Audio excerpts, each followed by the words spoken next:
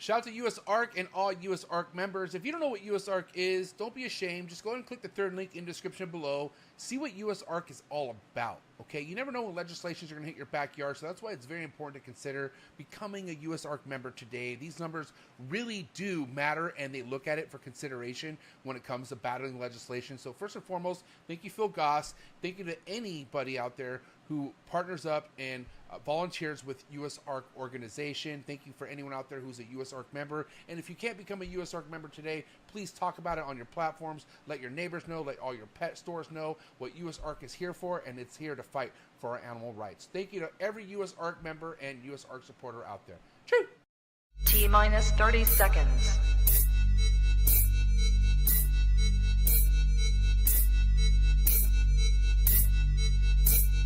T-minus 20 seconds.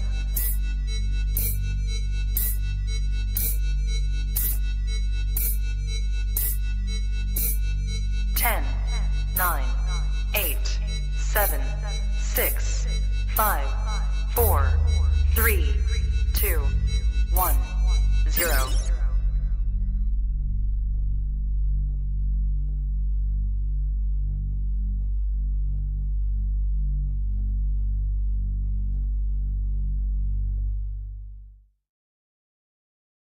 Trap Talk Reptile Network, coolest reptile network in the world, episode 582. Welcome to Trap Talk with MJ. We have Project Herpetoculture in the building tonight, but more importantly, we have Stephen Kush to start off the 2025 trap season. Dude, what's up? What's going on, man? Fucking crazy as always over here. Super unfiltered vibes because Yes. first and foremost, we don't have a ball python guy on the show tonight. No. Okay. We don't have a trendy, big, YouTube star on the show tonight. Hey, whoa. I'm here. What the hell are you talking I'm talking about guest wise and nothing against the guests. I'm saying we're showing gems that we have in the hobby that need to be shown more. Right. That's kind of what we did with Unfiltered. And so I'm glad you're here tonight. What's up, dude? Happy 2025. Yes. Happy New Year. New year, new me. Everything is so different because it is. Doubt it. Tell me what's different. You give me one resolution that you have this year. I got to hear it. I mean, honestly, I'm not really that guy. If I want to do something, I just do it when I want, right then. I'm like, oh, hey, I want to do this differently, and I just do it instead of being like, I'll start on Monday or I'll wait until January 1st. I was at the gym today and I pulled into the parking lot. I'm like, wow, this is full. And I didn't even put two and two together until I got inside. I'm like, here's the New Year's resolutioners. This is my favorite day of the year. But yeah, it's crazy. Yeah.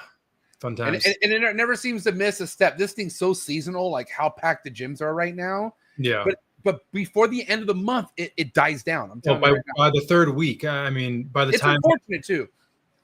I mean, it's kind of funny. I don't know. I kind of find the humor in it. I'm like, walking around the gym being like, you're going to be gone in a week and a half. You're not coming back tomorrow, trying to kind of weed them out. I don't know if this is considered bullying or whatever in 2025, but it definitely is true. So, I mean, that's why I feel like the whole, can we align the truth with bullying? I get it. I guess the delivery is one thing, but if it's, I don't understand if it's talking shit and if it's true. If it's true, because shit stands for bullshit, which means it's not true technically, right? Is that where the whole word shit comes from? It's shit is short name for bullshit. Yeah. Well, I don't know. What's the etymology of shit? Did shit come before bullshit? I feel like, all right, you're talking shit, meaning you're talking some fucking shit that's not accurate. That's what always landed in my head. I always thought that's what shit meant, is you're telling lies about me. You know what I mean? Or I agree with that. I don't know. But either way, dude, it isn't talking shit. It's just stating facts. So. Well, listen, I don't think you have many resolutions because you don't have too many crazy bad habits. I don't know you like living situation wise, but I do know you pretty well, and I do know you work out. You do eat pretty heavy on the protein side, so you do pretty well. Yeah, I would say if there's a resolution, and it is ironic that I decided to start it in the new year, but the YouTube stuff, actually trying to make real life YouTube videos, which. The first one is going to come out tomorrow. So that is a real thing. So wait, okay, hold on. We got to plug this right now. You already have a YouTube channel? I do, yes. Okay, so let's all do this together. So what's the name of the YouTube channel, Steven? I guess this is nuts. It's just under my name, Steven Kush. I think like the YouTube is just Steven_Kush. Bro, when you type in Steven Kush, nothing but trap talk and unfiltered episodes pop up. I wonder why. All right, well, we're gonna have to look into that because I do know when you do start off on YouTube, and this is where a lot of people don't understand, is like YouTube makes it really hard for people to find your shit when you first start posting. Sure. But once you become consistent with it, then they put you into the algorithm. And then once you actually, when people physically type your name, by the way, I would 100% change Steven Kush or put reptiles in the title. Because if you are like, I learned that it took me like 3 years to realize how important having reptiles in the title is something you need if we're talking reptiles. You know what I'm saying? We are, yeah. But that's cool. So wait, you already edited your video and it's coming out tomorrow? Yeah, well, I did not edit the video. I got to give credit to Brooke where it is due. My filmer and editor extraordinaire over here. That'd be expensive. I'm paying for it. No, but she's done a great job. And oh shit, yeah, look at you. So got a couple of them banked so that I don't end up in that scenario that everyone does of I'm going to do it consistently, and then the week comes up and it's not there, and it's not there the next week. So I'm going to do my best to make this a habit. Well, I'm with you on that because well, hold on, holy shit, we could be conflicting here. I'm actually finally coming out with my vlogs again. Okay. I went on a hiatus for like I think over 3 months. Like it was around my knee surgery is when I stopped. And so 3 podcasts a week. So I think you're doing okay. Yeah, I get that, but I would be a hypocrite if I was not doing my vlogs because the vlogs are very important because yes, I do a podcast. We're not talking about my animals though. We're talking about other people's. Sure. I got to do something where I get to show off what I'm doing. Yeah. Because that, as much as I love doing this, I have to do the other part too. It all kind of comes into like building that market for yourself. Well, and I feel like they go together very well because like the vlog style videos they're important. Shorter, less information, but you're actually showing the animals, and then hopefully those viewers would then come over to the podcast and hear more of the in-depth information and whatnot. So and the vlog scene has lost so much steam. Like there's nobody really out there like really fucking putting out sick ass vlogs. I mean, there's still Jay with what Barchek left behind, and there's a couple others. I'm not saying there's nobody, but there's just a lot of meat on the bone. Like for what you have to show, Steven, fuck yeah. Like that's, dude, are you kidding me? Like that's definitely necessary for sure. Yeah. But also with me, like I have the emeralds, I have the chondros, I have the tree monitors. So okay, hold on. Before we talk about tonight's guest, what time are you releasing your video tomorrow? But don't say 6:45 a.m. I actually wanted to ask you because I don't know. Okay, cool. We'll talk about that after this. Yeah, definitely not the best for a live podcast, but all right. All right, listen, shout out to everyone. Get their likes up because we're gonna talk about tonight's guest real quick. The good news about tonight, a little bit of bad news, right? We're not gonna have Roy. Not that it's bad news, but the whole plan of tonight's episode was to get both Roy and Phillip on. And Roy's good, but he had some work stuff that it's work. Can't fuck around. So. But we have Phillip. Phillip's very excited about tonight. I'm excited because he was on Cush's Corner, which, guys, if you've been sleeping under a fucking rock, every Wednesday right here, 6 o'clock Pacific Standard Time, Cush's Corner. What a start to your segment here on the network. But why don't you tell us a little bit about Phillip, man? Give us something, Steven. So for those who aren't familiar with him, he is Arids only on Instagram. And if you are a fan or even a casual observer of Uromastyx lizards, I mean, he is the guy without question. Uromastyx is not the entire scope of his operation, but it definitely is what he is best known for. There you go. Almost like that was planned. It wasn't. And then also he's the co-host of the Project Herpetoculture podcast.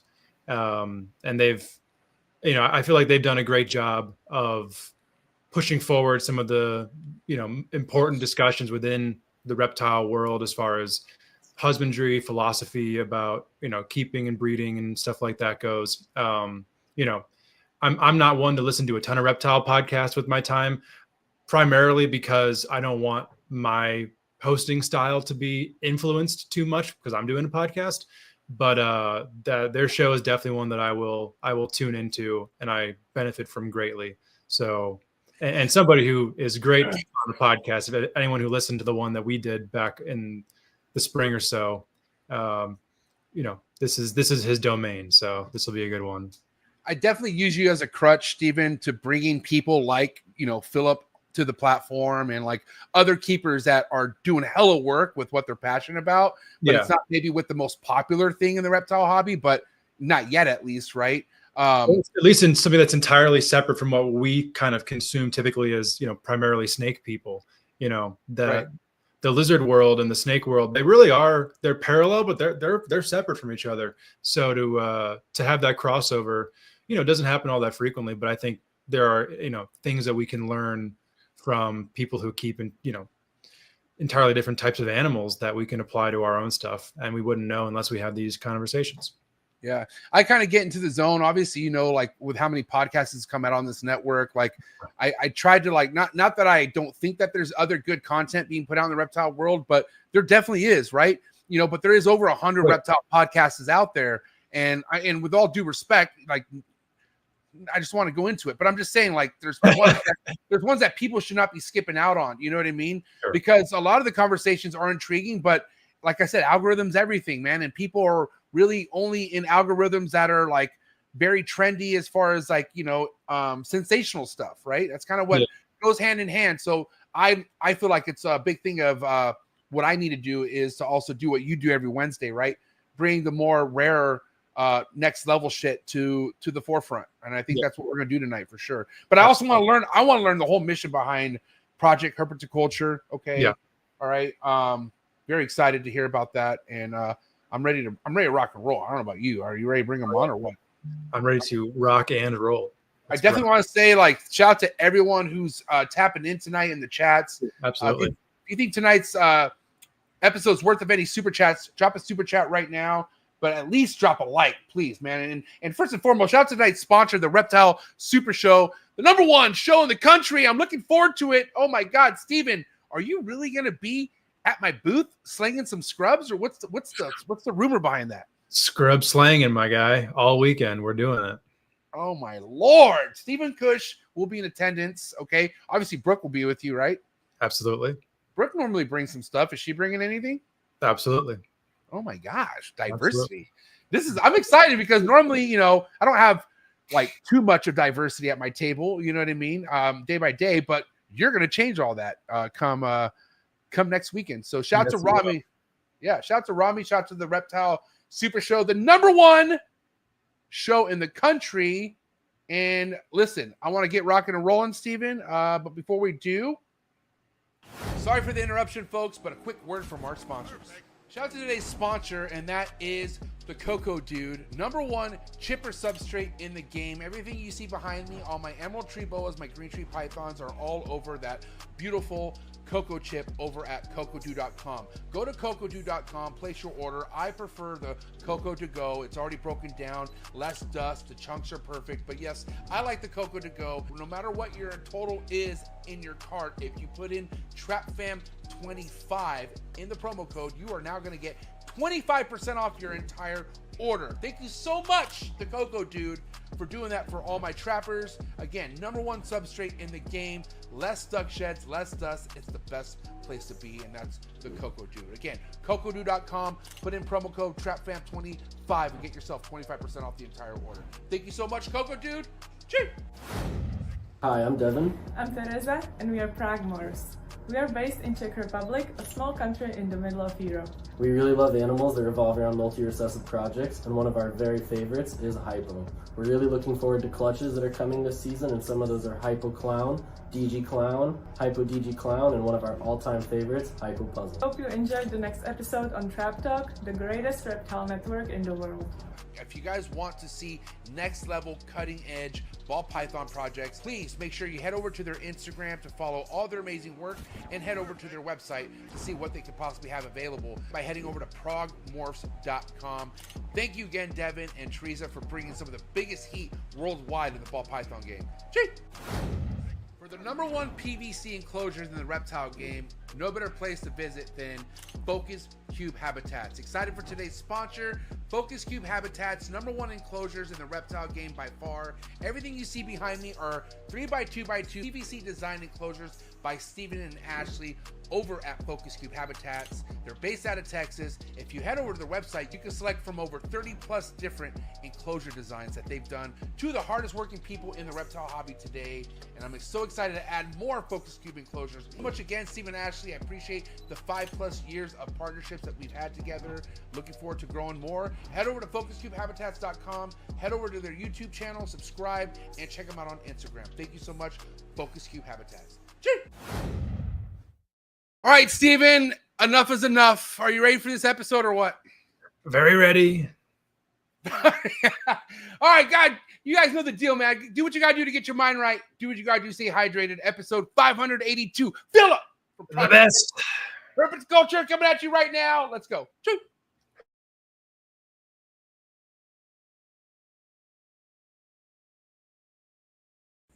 Good. You ready for do more in the future? Trap Talk podcasts? Yes. Man. Only Trap Talk. Exclusive. Yes. Exclusive. Oh. So stop calling us. Rub the spot, get the club to pop. When I come up with the crop, gotta love it or not. I'm hot from the hop to the rub the spot, get the club to pop. When I come up with the rub the spot, get the club to pop. When I come up with the rub the spot, get the club to pop. When I come up with the rub the spot, get the club to pop. When I come up with everybody, we do it. Everybody, we do it.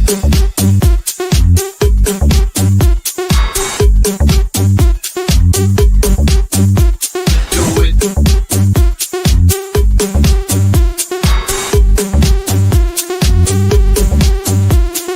it.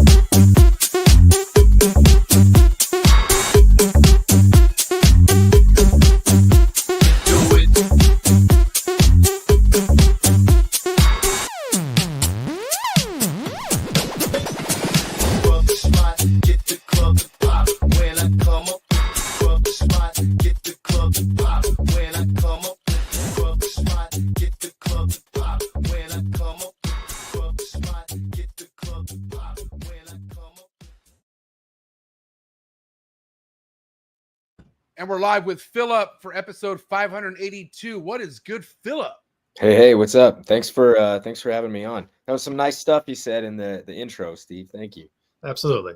Yeah. I guess we could say welcome back, right? Yeah, that's true. Yeah. True.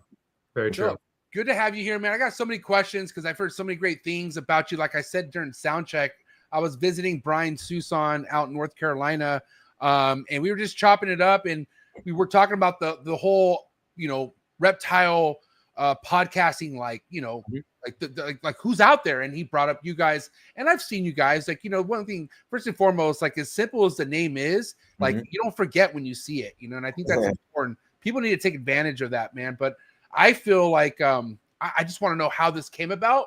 Before we even get into like what you're known for, like I want to know how you and Roy even came to mind to even throw such a cool project, as far as what we're talking about. Why don't we talk about it? Yeah, for sure. So the long and the short of it is that I had been thinking about doing some kind of podcast for probably a few years. And I actually mention this every time I tell this story. A friend of mine, Jordan Russell, always told me, "Oh, just don't bother, man. Like it's too small of an audience and all this other stuff." And I'm just kind of messing with him now, kind of throwing him under the bus a little bit. Please do. Hey, I love Jordan. I met Jordan. He's 45 minutes from me. He's not far from me. Yeah. And dude, I love Jordan, bro. But keep going, please. Yeah. He's great. And he actually came on the show also. So it was fun to have that kind of back and forth. But yeah. Anyway, it was the kind of thing that I couldn't get off my mind. And I just kept coming back to. And not for any other reason, really, other than it was going to be an opportunity for me to learn and to just talk to more people, because I don't really get the chance to make it out to a lot of shows or expos. And so I felt like the number of people who I would get to speak to about herpetoculture was relatively limited. And so I thought starting the podcast would help with that. It would help give me more people to speak to, and it would just be sort of an outlet for growth. And I had been chatting with Roy a lot just on Instagram, and kind of felt like the conversations that he and I were having were really good and were a lot like the kinds of conversations that I wanted to have if I were to make a podcast, And so I just asked him if he would like to do it. And he said, yeah, hell yeah, let's do it. I made the name, made the logo. He started putting together like a guest list, and we started putting together a list of things that we might need and how to do it properly.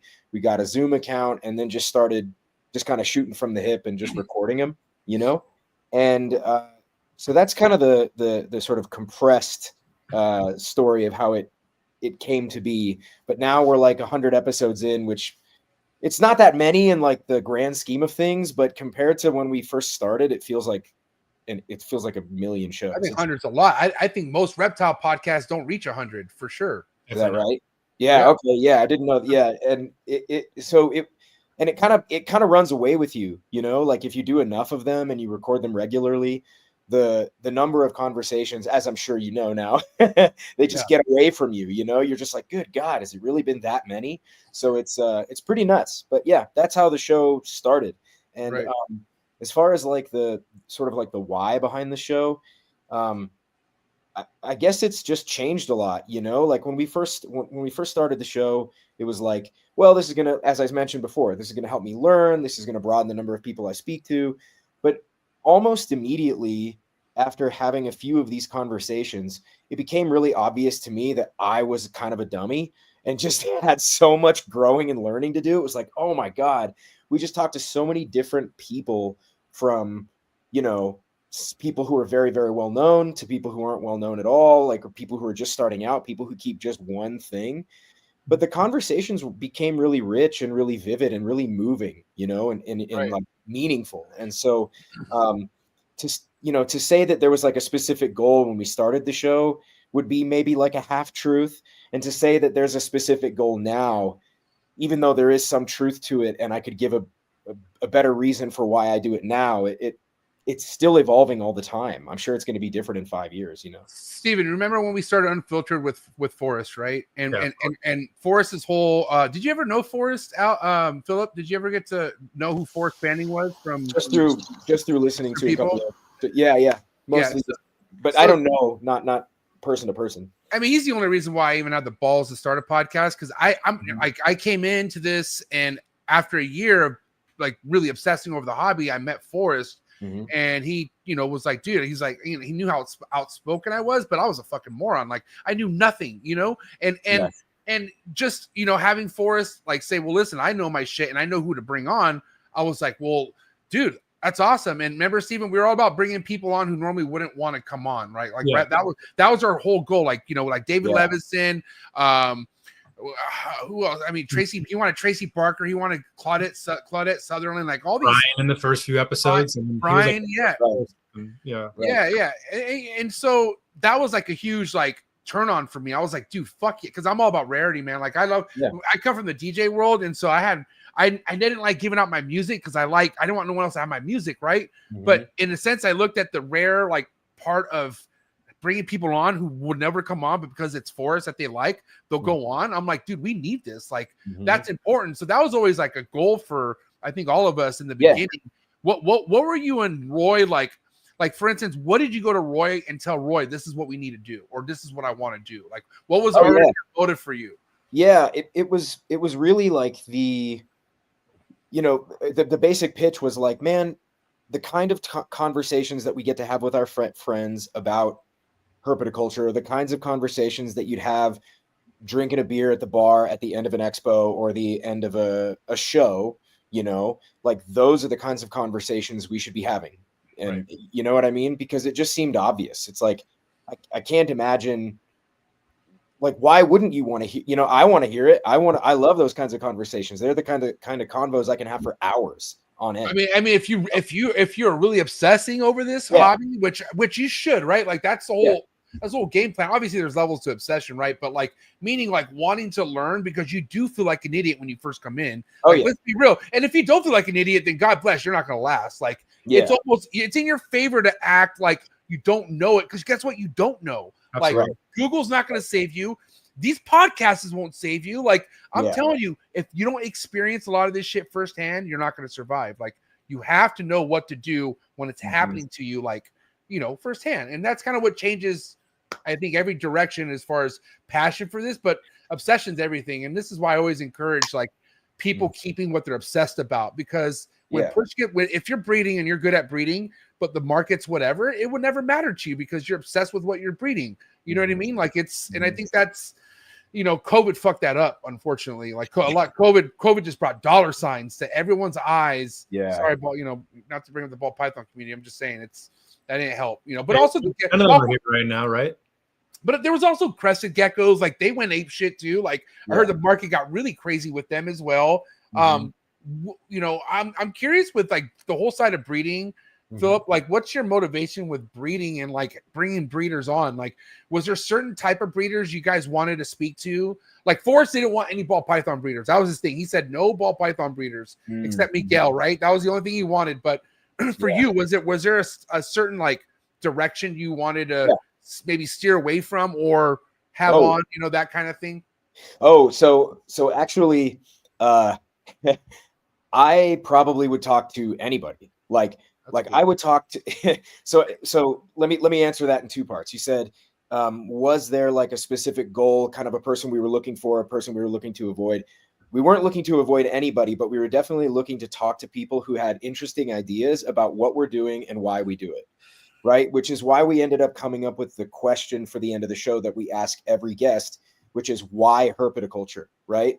Because so much of some of it came a little bit out of frustration, you know, because all I felt like I was hearing on like in the sort of like the public sphere about reptiles was the good old days and, you know, like the don't tread on me attitude for why we keep.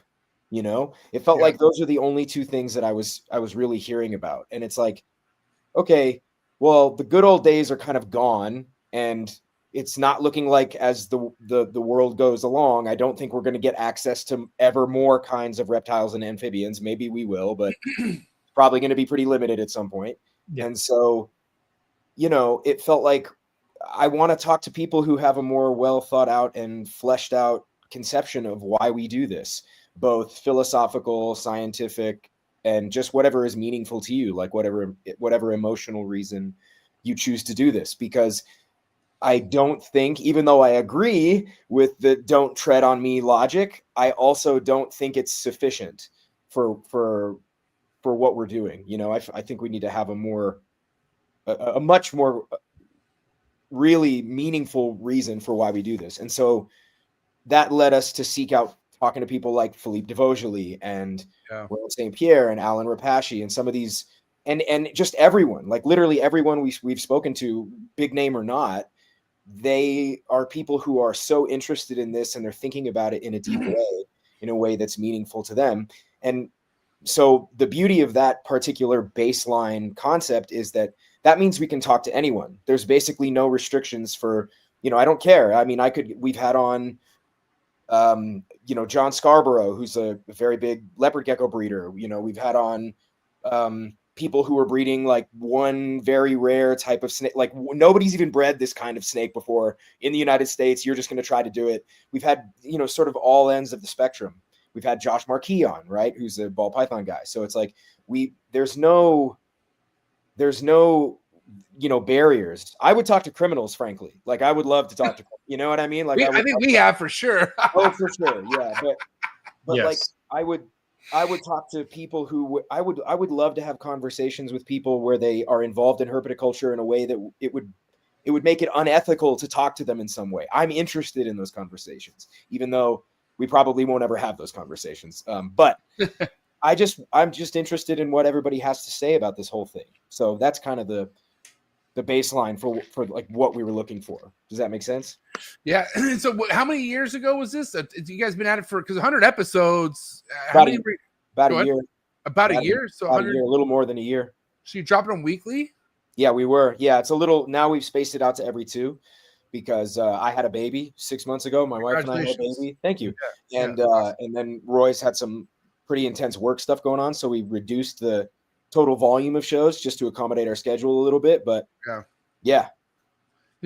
It's no joke. Like it's like you have good runs where like your life happens to line up where you could do these shows, but once fucking a wrench gets thrown in there, it's like it's you know. But listen, that's why it's always kind of good to commit to like one a week at least or something, that because that way it's not the end of the world if you miss a week or two. But listen, I don't know what else. I don't know how people else would do it. Like I do this for a living. Like this is my fucking life. You know what I'm saying?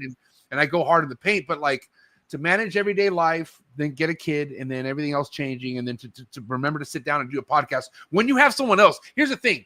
For the most part, all my shows are solo. Like nobody really ties me down. Like I'm throwing the show no matter what. Right. It really fucks things up when you have when there's two people in the mix sometimes. You know what I mean? Oh, yeah. And it would get, I mean, that happened, you know, that we've had more than one show where it was just me, or it was just Roy, hosting the show.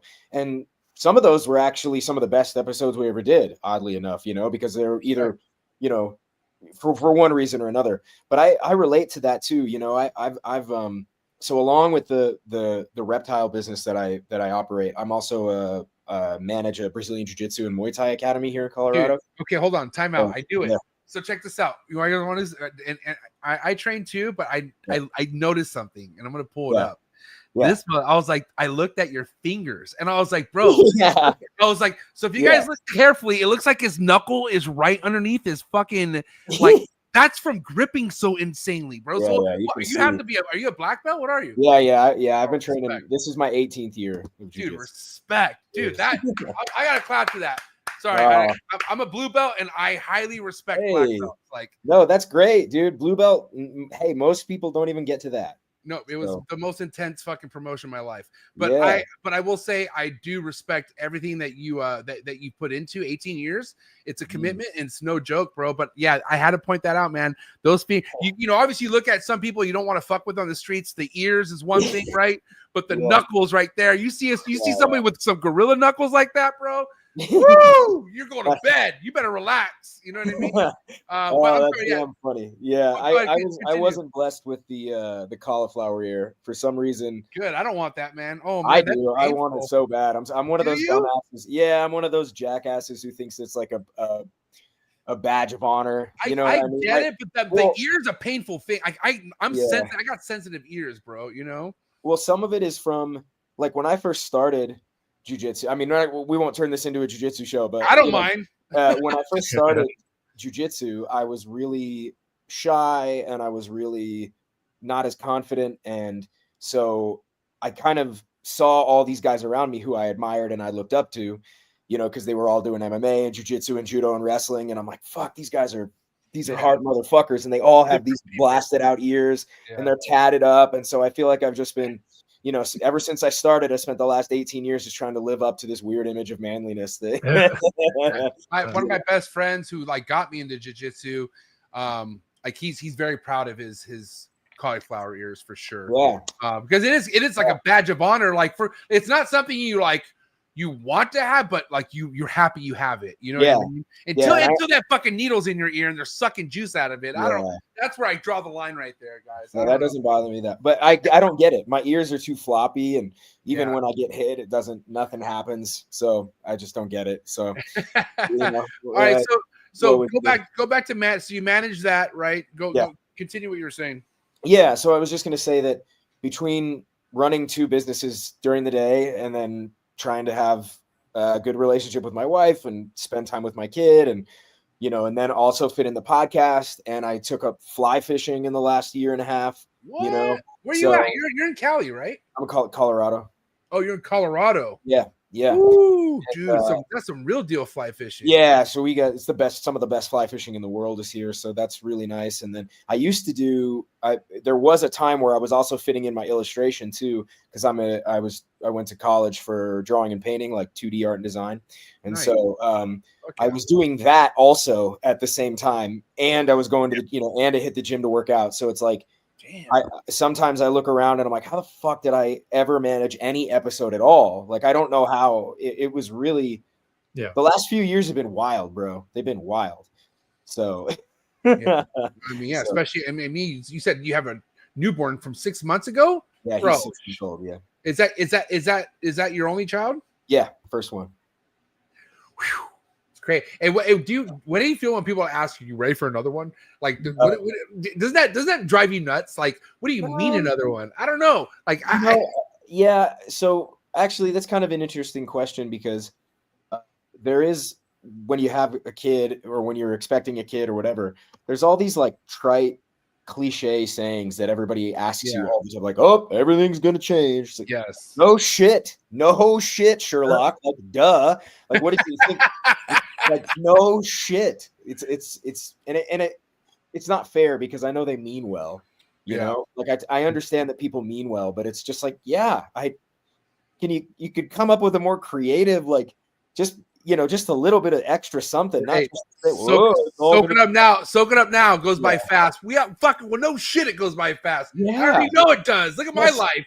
Yeah, like I am 30. I'm gonna be 38 in January, and I'm feeling all the injuries of those last 20 years I spent trying to destroy myself in this stupid martial art.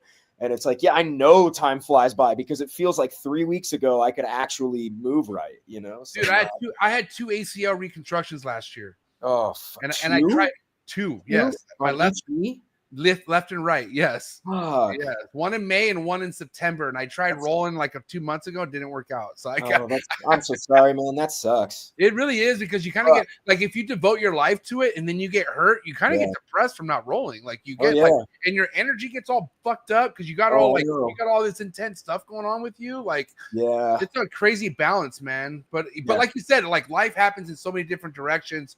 And it's not an excuse, I guess, to get thrown off because, like, I mean, people are probably wondering, or whoever hasn't heard this yet, like, why Roy isn't here. Well, life hit him in a certain way where he can't be here. But like, also, like moving forward, is it just gonna be you even on your own show? Like, can we talk about what the future holds for PH right now?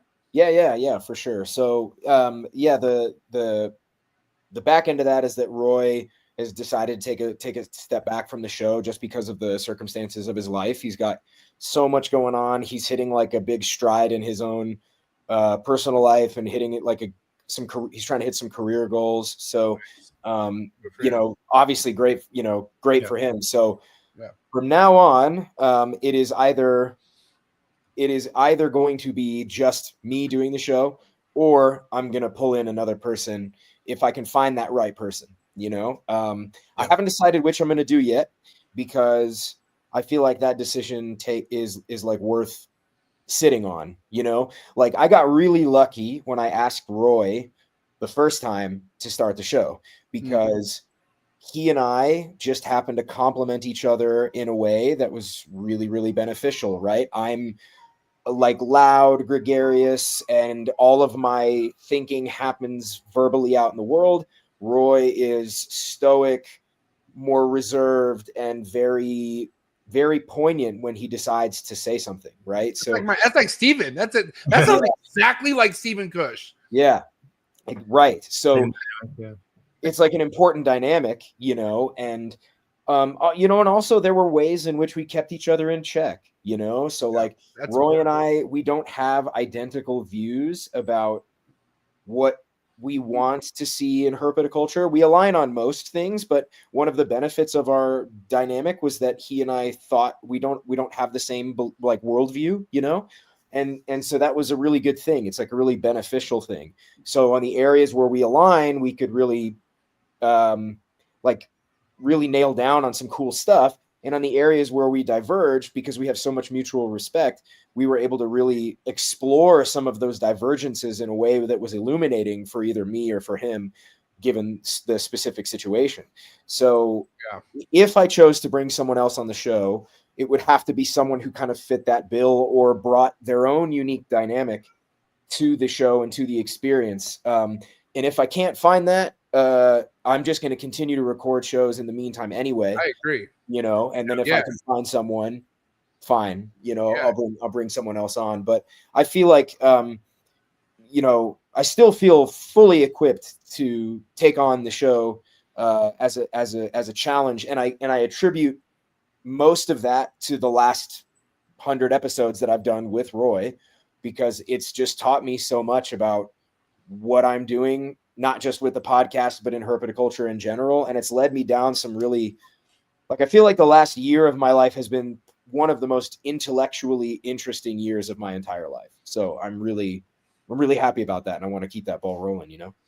Yeah. You know, it's one of the many blessings about the reptile world, man. It's like, yeah, you know, life continues to happen, but I feel like because of reptiles, I don't know. I feel like it always works out. I feel like if your heart's in the right place and you know, which I feel like I love reptiles because it keeps me grounded and where I need to be. Because if not, then goddamn, you know, good luck. But and I feel like life will always manage itself the way it needs to if your heart's in the right place by the reptiles.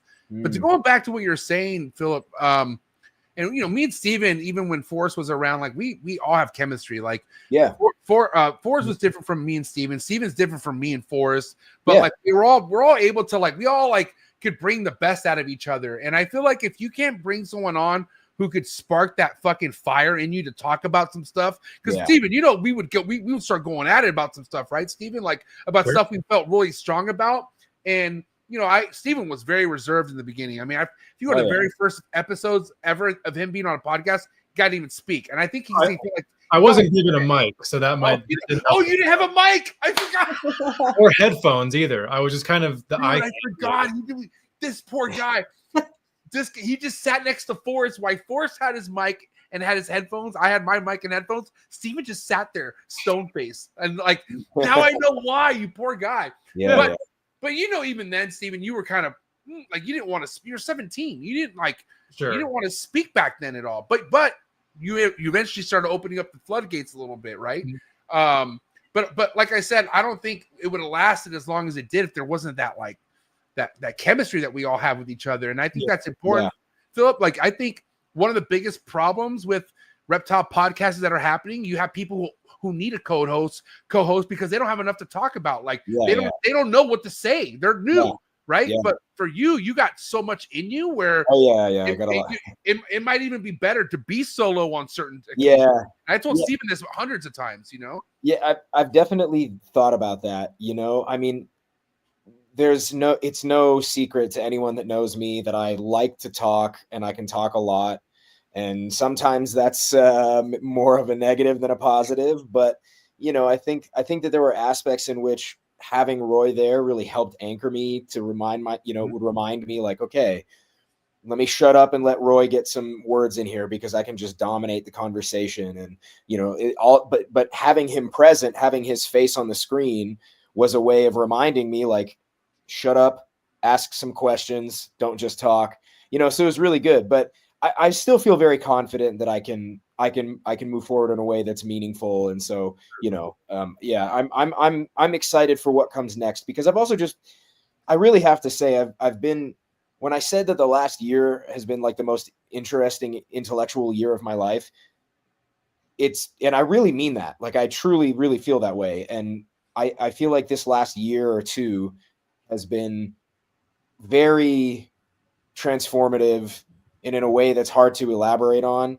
And some of that has got to do with the podcast. Some of it has to do with having a kid. Some of it has to do with, you know, managing this jiu-jitsu academy. Some of it has to do with getting older. Some of it has to do with developments in my reptile business and all of that stuff. But it's also just in the things that I'm reading and learning about. They're very much informing my philosophy on what I do with the reptiles. So it's a cool moment to say, all right, well, maybe just my show now, you know? So I feel like I've got a lot on my mind, you know?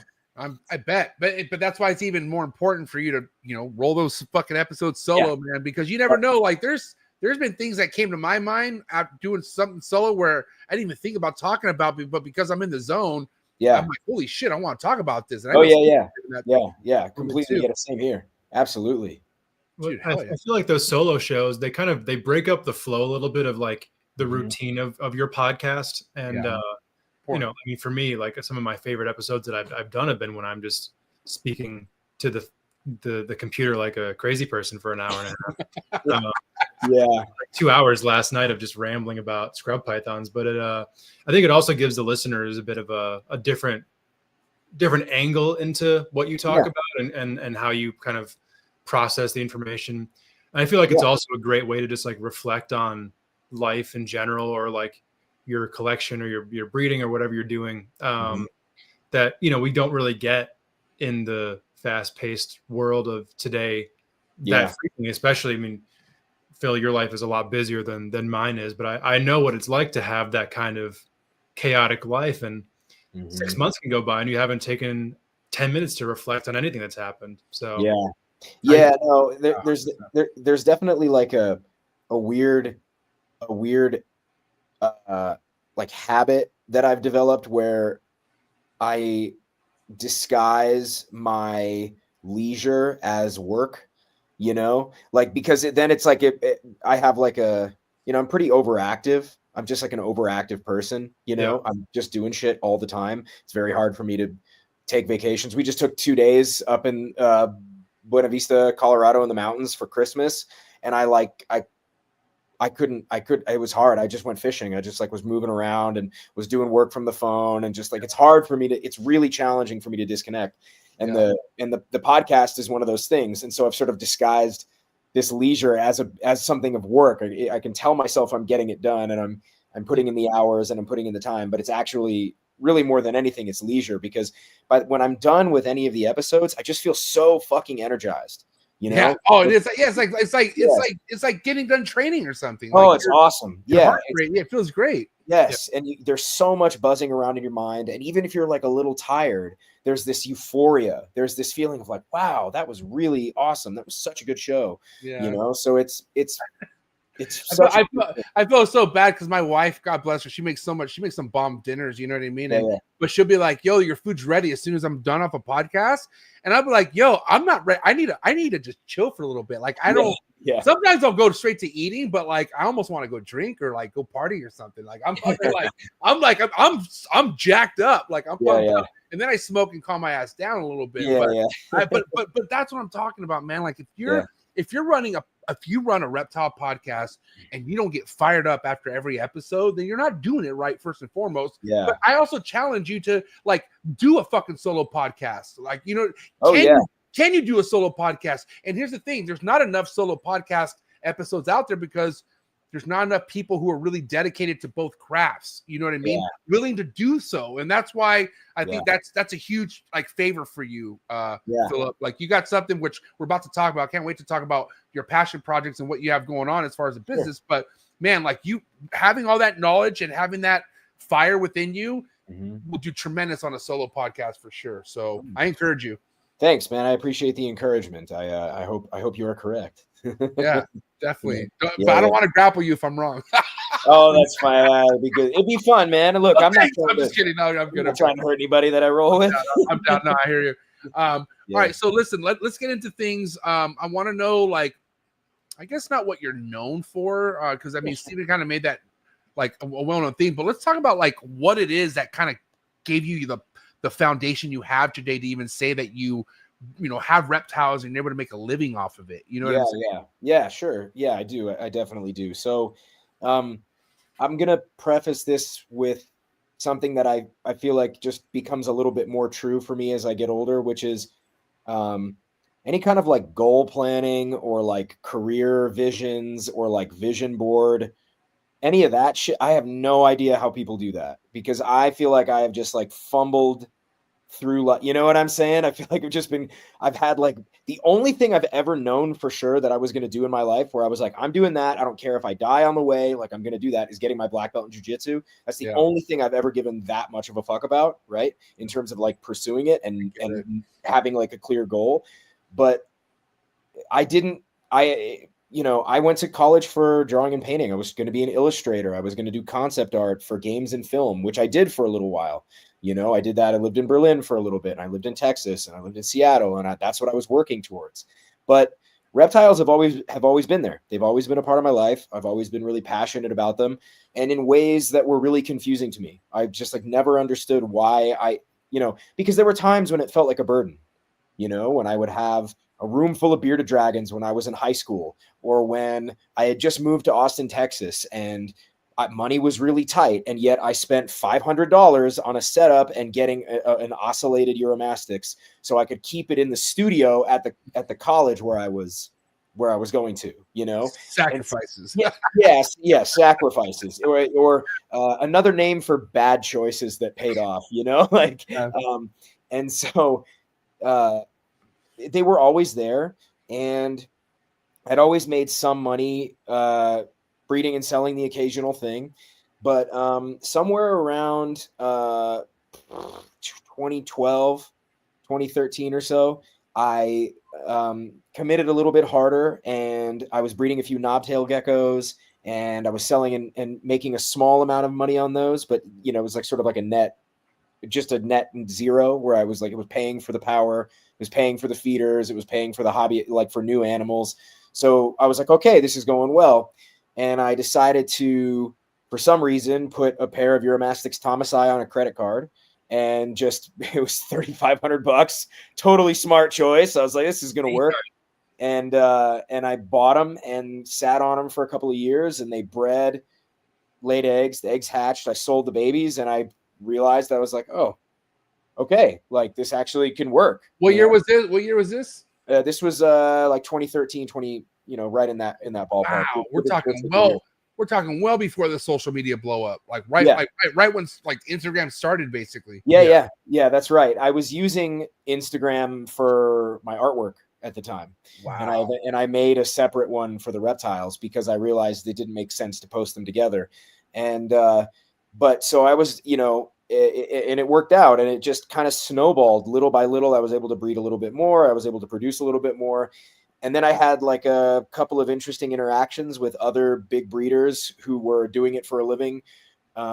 Just a random phone call. Like, you know, one of them was Ty Park, one of them was Joe Hupp. And I just reached out to these guys, and I was like, do you really do this for a living? Like, is this how you make your money and all this stuff? And they were like, yeah, you could totally do this. Like, you're really good at it. Maybe you should think about expanding. So I convinced my family to let me rip up the basement and tear up the carpet and deck out the whole basement with lizards. And then I had a horrible year where I got clutches of eggs from every single species I was working with. And out of like 100 eggs, about 20 of them hatched. And it was just a disaster. And I thought, what have I done? I've spent all this money building out this space, and my family let me do this, and I can't believe that I'm here and I fucked up this bad. And then what else was I going to do but keep trying? It's like, I already have the stuff. Like, yeah, I can explain it away as a fluke. Hopefully this wasn't something I did, you know, whatever. And so next year, the opposite happens. Everything produced, everything hatched, and it was just great. And there was a period of time there where I was living at home and operating the business out of that while I was still competing. Cause I competed in jiu-jitsu a lot. I was traveling to compete and really, really dedicated. So, you know, I was training like 3 times a day and just beating the shit out of myself. So I was living at home. I was focused on that. And so then, you know, the reptile business grows and it starts being my income, and it's how I'm getting paid. And I'm kind of surprised. I'm like, I can go do stuff. I can like take a vacation, and I can afford to fly myself to Lisbon to compete in the Europeans out in Portugal. Yeah. Like, great. You got capital, buddy. Yeah, that's some capital. Yeah. And then all of a sudden, you know, and for several years, the Uromastix market in particular was really, really hot. So it was like, I just could not produce enough animals, you know, for years. I just could not. There was people were just beating down my door. And how many different species are we talking about here? Like, what can we about kind of get 12. Wow. And we're all same type of lizard, or what are we Roughly. talking? Yeah, they're the same genus. Yeah, so there's. Why don't you school us on that? I'm gonna pull up your page because I know you have quite a bit of these type of species, and like for instance, like what is this one? This is nuts. This is Uromastix ornata. And is this this isn't a regular run? Like this is a morph? I'm assuming. Nope. This is wild. This is how they look in the wild. That's a young one too. Fucking way. Yeah. So just scroll a few. I'll tell you when to stop. Okay, like go down. No. I mean same post. Sorry. Oh, so my bad. All right. So it's all right. So. Oh my Lanta, look at that. That's a nice one, but not that one. Oh my not that god! one more. That's It's like chameleon. That's the Oh dad. my god! Look at that one. So that guy, he's like kind of my. That's my guy. Whoa. But he's like third generation captive bred. And he's not even full grown at all. Not even close. So this is your latest and greatest. Like this is like your pride possession right now as far as production goes. He's probably the nicest ornate that I have. Yeah. And like okay, like let's say I'm big baller and I'm like, yo, I want to buy that. Like, man, and name your price. Like, what would it like? This is kind of just theoretically like let's put okay. You're on your way out of the hobby for whatever reason. Oh, have to sell it. It came down to it. What would it be number wise? I'm just curious. Give me an idea. Man, you wouldn't do it. It would for him. It would have to be like probably 5,000. I think. There's no way. That's not that much. Yeah, he's not. He's not. He's an incredible animal, and he's really really friendly, and he's gorgeous. Like he's about as nice as I've ever seen him get. You know, especially as young as he is. But they're not selling for those ones. Most Uromastics are not selling for the top dollar like that. Some of them are for sure. Like we can talk about morphs and stuff, but that's another young ornate. So that's just a young guy who, as he's maturing, all that color will just explode and just pop out over the next year or so. It's pretty amazing to see. But so there are about this is a Tenasera conspicuosa. So different. This is a whole completely different lizard. Yeah, this is a San Esteban Island iguana. Yeah, so these are. So you mentioned you asked earlier a little bit about like kind of like what I'm doing with the reptiles and yeah, Uromastics, Xenogama, Chuckwallas. These are the kinds of things that if people know of me, that's how they know me is from those species, right?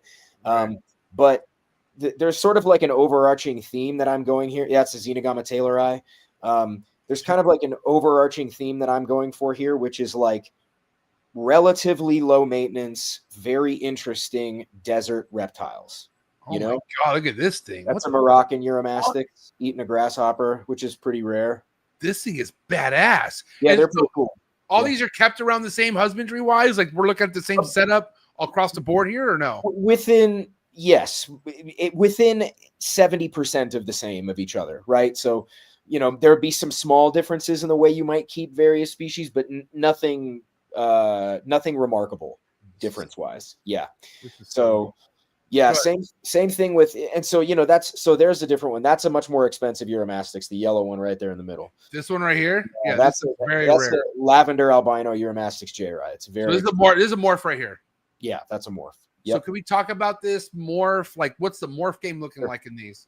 Okay, yeah, definitely. We can definitely chat about this. So morphs in Uromastics are relatively new.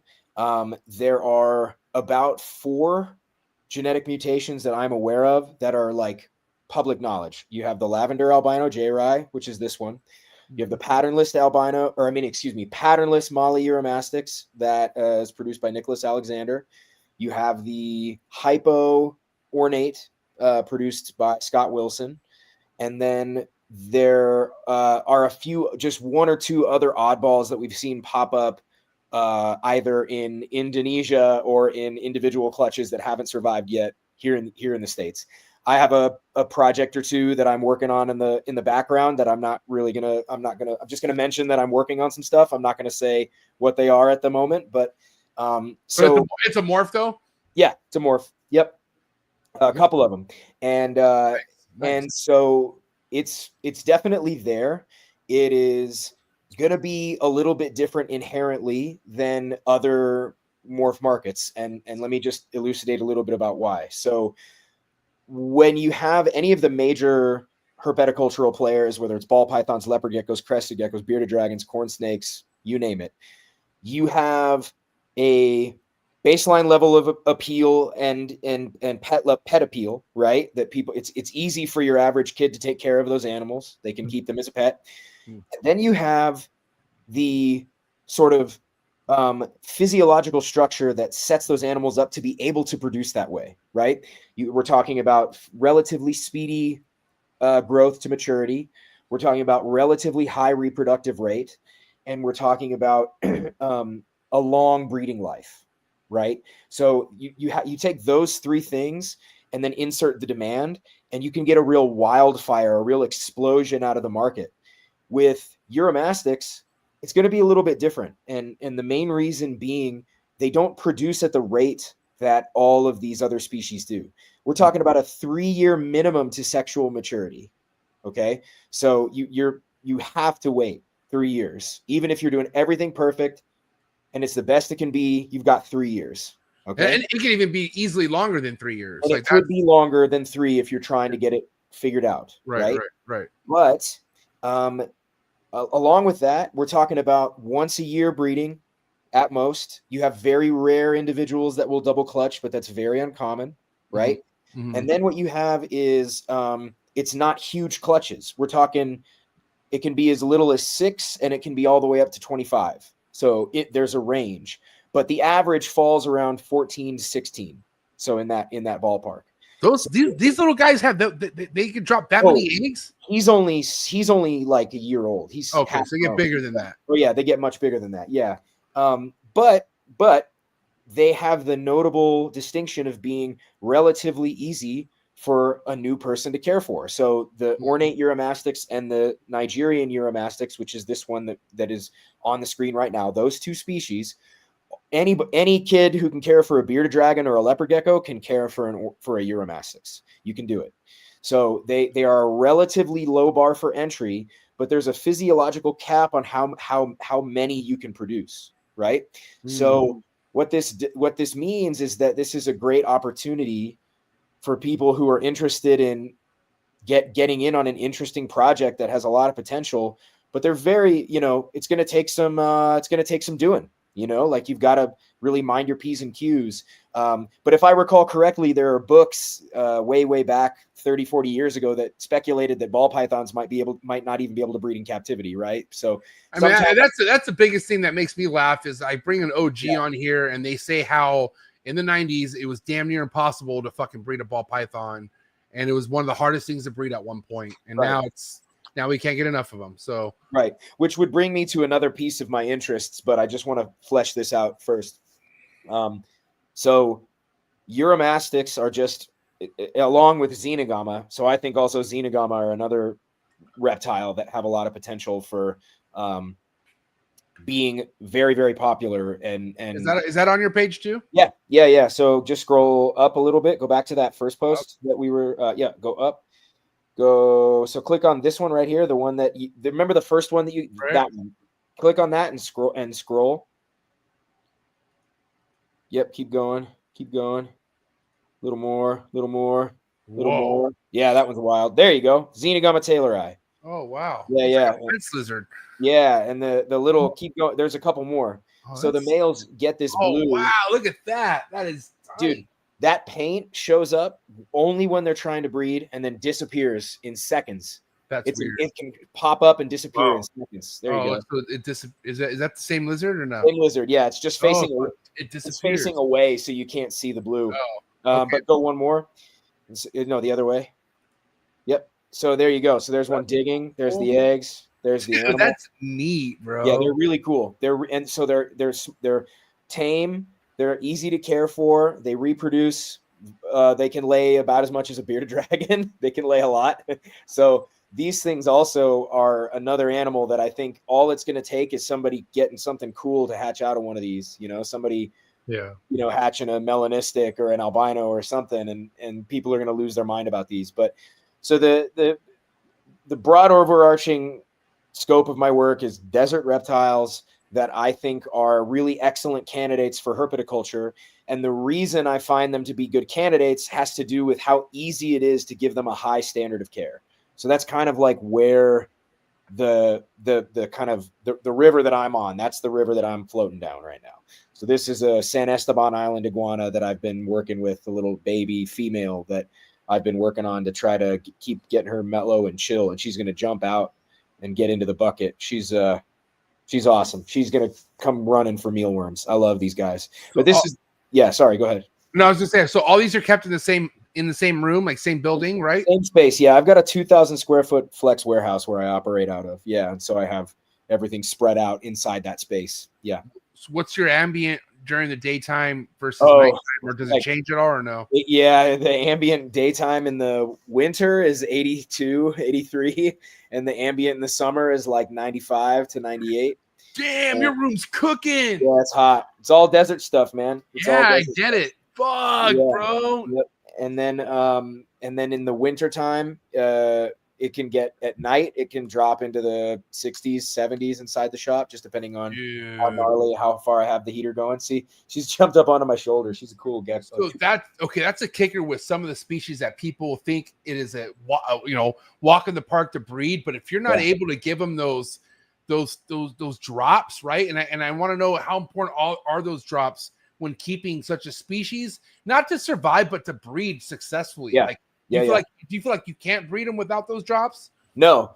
So my current framework is that most of the things that we think are super, super difficult to breed, with exceptions, of course, I'll leave in the exceptions. There's always exceptions. Most things aren't that difficult to breed. And then the things that we think are super, super easy and really, really, really like breed automatically are a lot harder than we think they are to do right for a long time, So I think Uromastyx are relatively easy to breed. They just take a little while to figure out their quirks. The temperatures don't seem to matter too much. All of mine go through an ambient drop off because of the space and the way it's set up, right? It's concrete floors. It's like a garage. So when it gets cold outside, the ambient drops inside the building. But I have done all kinds of experiments where I've kept the temperature the same throughout the year. And as long as I'm keeping all the animals solo and I introduce them in the spring, that seems to be sufficient stimulus to get them to breed. They don't seem to require the drop. I do it sometimes just out of good measure because that's my business. That's how I survive. So I try to do things to try to ensure that it's going to happen, but none of the animals seem to care whether or not they get like a hard temperature drop or a light one or none at all. Usually it's, for me, the key ingredient, and like this is such bad practice, right? Because everybody says that if you've got like a trade secret, you should keep it to yourself. Right. But I've been shouting this from the rooftop for years and nobody listens to me. You just keep them alone. You just keep them solo. Don't keep them in pairs. Don't keep them in trios. Just keep them in their own freaking cage and then introduce them in the spring and they will breed.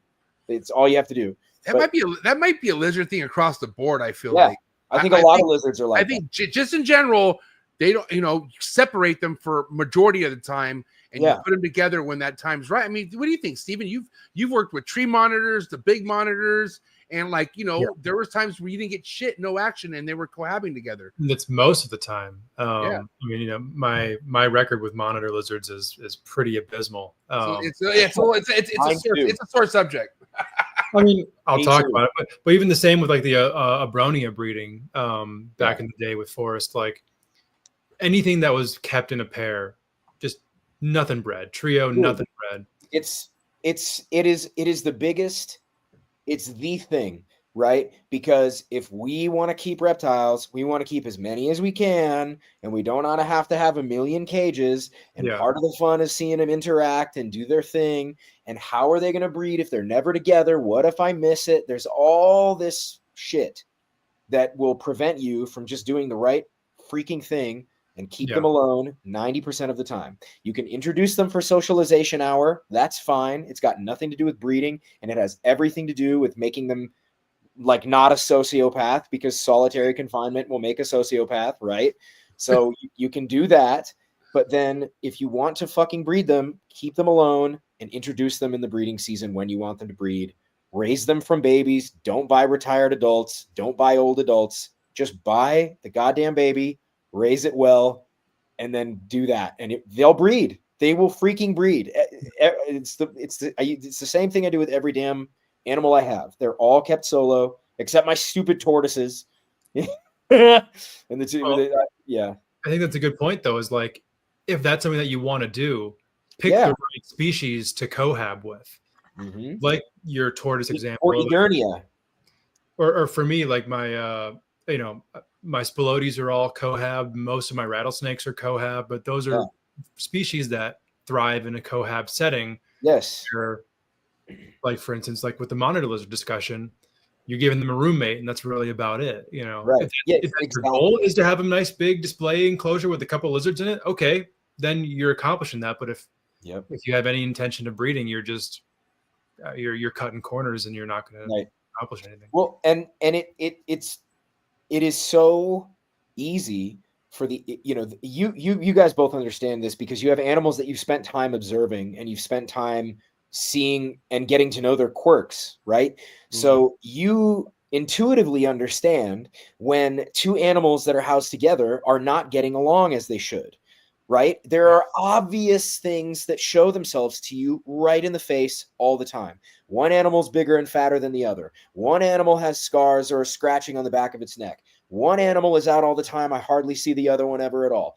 I mean, for fuck's sake, like it's obvious. There are so many things that are obvious, and then there's the less obvious stuff, like, so, but just the obvious things should be enough to show you that keeping them apart would be more beneficial. Think about it from a systemization perspective, right? If you're thinking about it as a business, and you truly have to think about it as a business if you're going to do it as one, then it matters that as many animals at any given point in time reproduce. Yeah. Well, to maximize whether or not each animal is going to reproduce, what you want to do is you want to have complete control over every single animal in your facility and what they're getting and what they're not.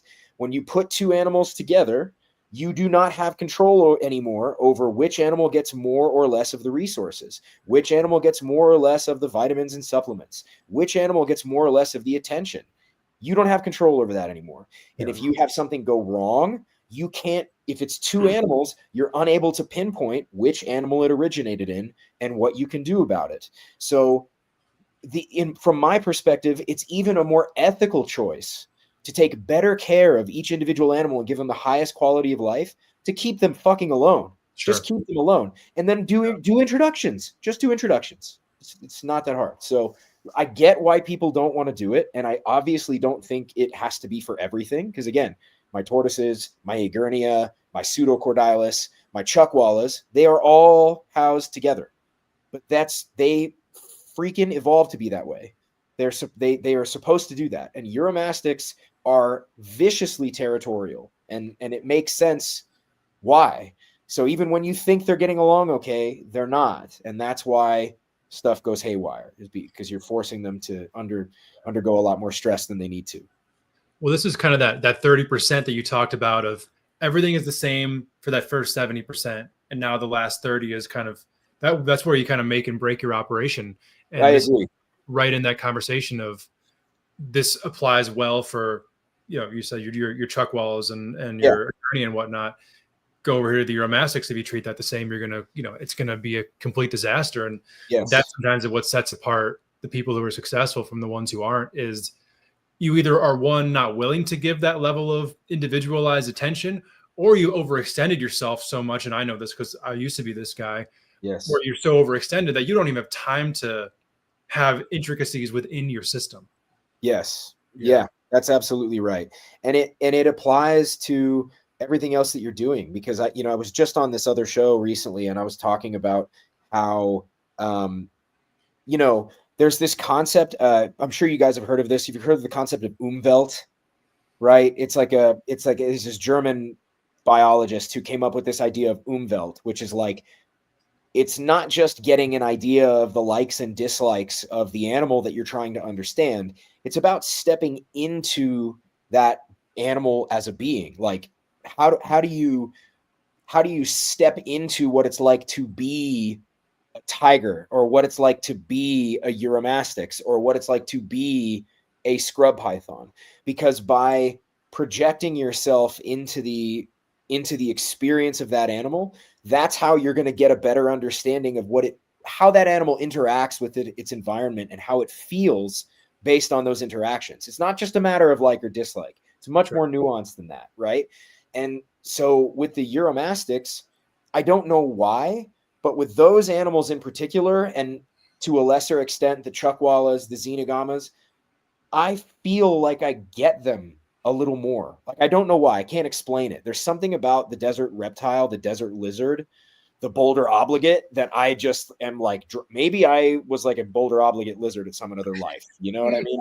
I don't know, but I feel like I understand. And so I was keeping my Euros separate very early on. because it was so obvious to me that they hated being kept together.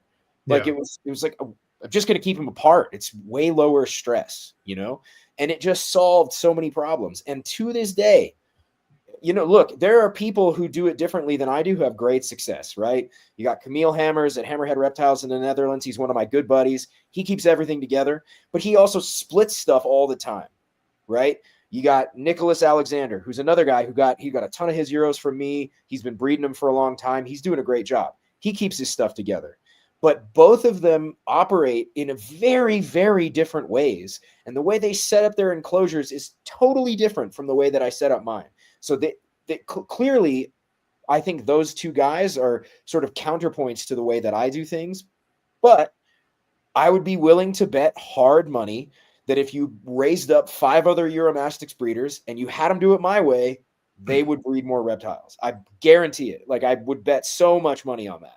So much money. I just don't have it. It's kind of why I obsess over, like, you know, not only being in the reptile industry, but having a podcast, because you meet somebody who's successful at doing something at the exact opposite of someone else who's successful doing it, right? And so, like, this is why it's almost like, it's good that you're getting information, right? But that's not going to guarantee that if you fucking follow those exact steps, that's going to work for you. Like, you almost have to figure out what's going to work for you.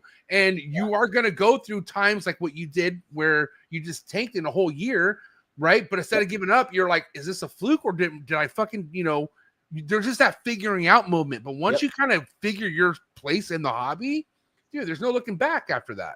Yep, that's right. Yeah, and you know, that was a hard year, and I remember it, like, for the next 3-4 years after that, I was terrified. I was like, dude. And that's it, but that's also, you need that too, that terrifying feeling, like, that makes you really appreciate the good times. You know what I'm saying? Yeah, that's absolutely right. And it was like 10 years before it happened again. So then 2 years ago, it wasn't 2021, it must have been 2020. I got I probably had 300 eggs and hatched about 125 of them. And it was like, it was such a horrible ratio. It was like, it was unreal. It was still enough, you know, like, it was enough animals to get by. I'm curious, what was it though? Like, why were the numbers? Why was the ratio so down that year? What happened? Yeah, so in the very first year, and the one where it was really early on, and I had like 100 eggs and hatched 20, that was because all the animals had arrived at my place in the same year that they bred. So what I found is a lot of Euromastics need at least one season. They have to go through one whole season in the home that they're going to breed in. Right. Otherwise, stuff goes a little spooky with their breeding. Not all the time, but most of the time. Like, so I don't know if what it is a baseline level of stress that causes problems in the development of the eggs. But the same pattern happens all the time. You see this with people who cohab their animals. You see this with people who buy adults in the early spring and then try to breed them. Everything seems like it's going the right way.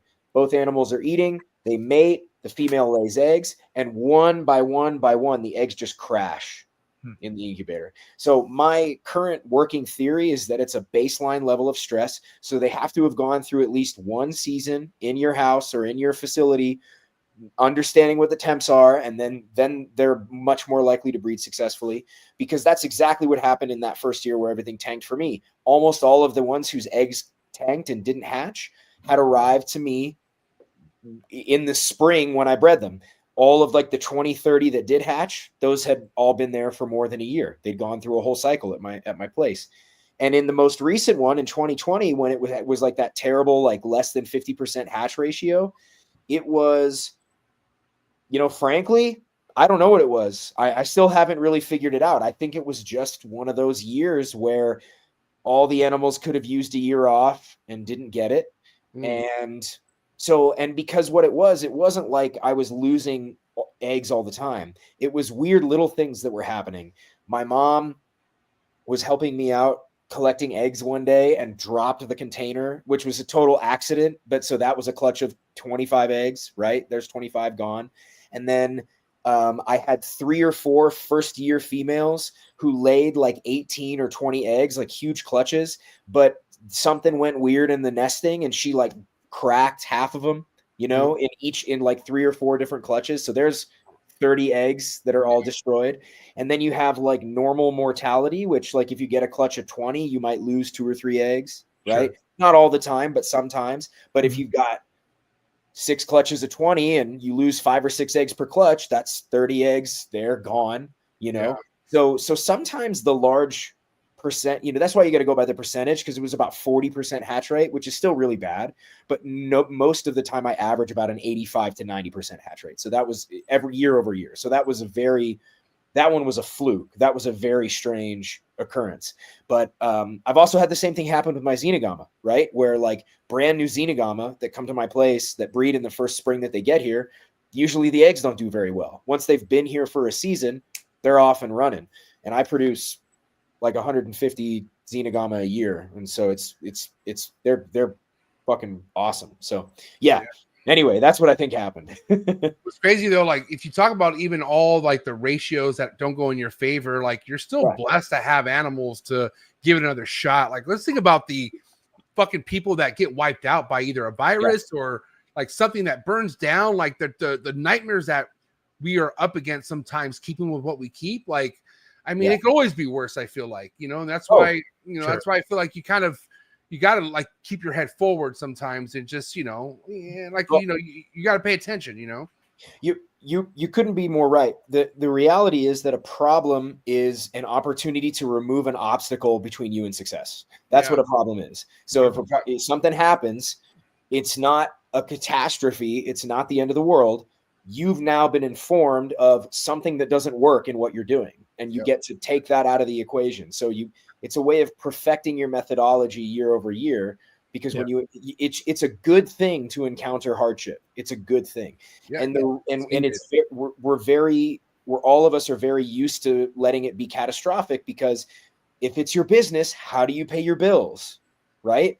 Well, that's why you set things up to where that kind of catastrophic failure doesn't kill you every year. But you have to learn that lesson too. And I was really lucky to learn that lesson while still living in my parents' house. So I, you know, like the rent wasn't hanging over my head at that time. So I was able to figure it out. Now I know. So I moved in. It was also 2020, that same year where everything went to shit, was when I moved into my new facility. I went from my house to the facility that I'm in now, the 2,000 square foot warehouse. So I've been in there for 4 years. This is going to be year 5. And it was, you know, I'm really glad I got to figure that out before I moved in there, because then it was like, okay, when I move in here, I have to sufficiently scale up in a way that, you know, in the worst year, I can pay for the rent, you know, in the worst year, things will still work out. And that's what happened. I had 40% hatch rate, which is fucking terrible, but it was still enough to get by, you know? So it was risky, but it wasn't that bad, you know? So, you know, with this being said, you know, what are your thoughts of people checking out of the hobby so quickly after just coming in, you know, 3 years ago, you know? And I would always kind of like use the ball python community as an example, but it's not just ball python people. Oh, it's everywhere. It's everywhere. And so I don't want to just target them, because it's not fair to just target ball python people. It's happening all across the board. And I'm curious what your thoughts are on that. I can hear you, by the way.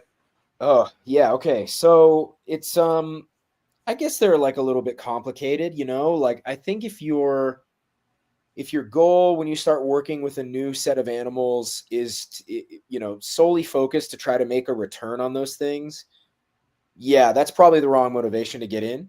But if what it took for you to figure that out is blowing 30 grand on a bunch of animals and then finding like, fuck, I shouldn't have done that, and maybe walking away, like, okay, that's what it took for you to learn that lesson. Fair enough.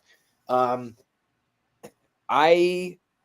really try my best. So Uromastics this happens all the time in the Uromastics world. Like every year there's a new person who's like, I'm going to breed Euros at a big scale, and I'm going to crush this. Like I'm telling you, every single year there's anywhere from 1 to 5 people who decide they're the next big Uromastics breeder, right?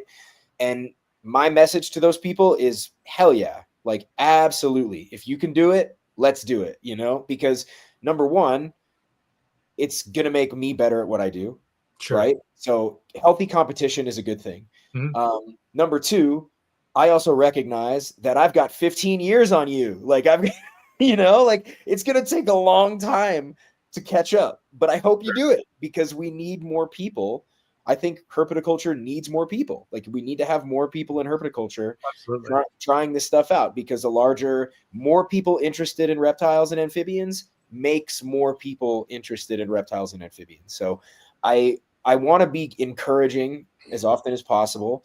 I still think you should try to go into it for the right reasons, but you know, we've all made mistakes. You know, I've got a long list of canceled projects that could have been impulsive buys or things maybe I was a little stoned one night and I was like, oh, I'm going to do these animals. And then I, you know, next thing I know, I'm like, fuck, you know, like, fuck. Like I did this. I've never bought anything I regret stoned because I'm stoned fucking all the time. But hammered drunk, I bought some shit that I've regretted, like Joe Spitolsky shit that should never bought and hammered, you know, but it was a good deal. Let me tell you, I have bought reptile projects inebriated, and I've bought Pokemon cards inebriated, and I've been like, what the fuck am I doing, dude? Like, what the fuck? I did not have $500 to drop on a shiny piece of cardboard. What is wrong with you? Oh my God. You know? So, like I did this last week. I bought like $200 worth of Pokemon cards. I don't know why. But also like going back to your point about like, you know, you don't have much money, but you're dropping X amount of money on this reptile, right? But dude, that's okay. God forbid nothing happens to it. That's an investment. That's an asset. I feel like I got so many of those same scenarios that luckily they're alive. They bred for me. Yeah. I've made money on them, you know, but again, I was obsessed over these animals. Like I looked at these animals every day and I wanted to make sure they were taken care of. And I looked at behaviors. Are they happy? Are they not happy? Like, you know what I mean? All that stuff came into play because I obsessed over it. You know what I mean? So yeah. So I think there are two things to say on that. So if you buy, let's just say it's year 2025 and I'm going to choose 5 new ornate Uromastyx to bring in, you know, and what is that going to cost me? Okay. Let's say it's $5,000, right? Let's say they're $1,000 a piece and I buy 5 of them. So it's $5,000. It's not just 5. Let's say I get all 5 of those females to breeding size. That is an investment that grows over time. So when you drive your car off the lot, it depreciates the second you get it off the lot. You start losing value out of your car. 100%. For a reptile that's in your breeding program, that animal is not just money in what it produces, but it's also she just churns out more of that animal. So you don't have to, you make the investment one time. You make the one-time investment. You don't have to buy anymore.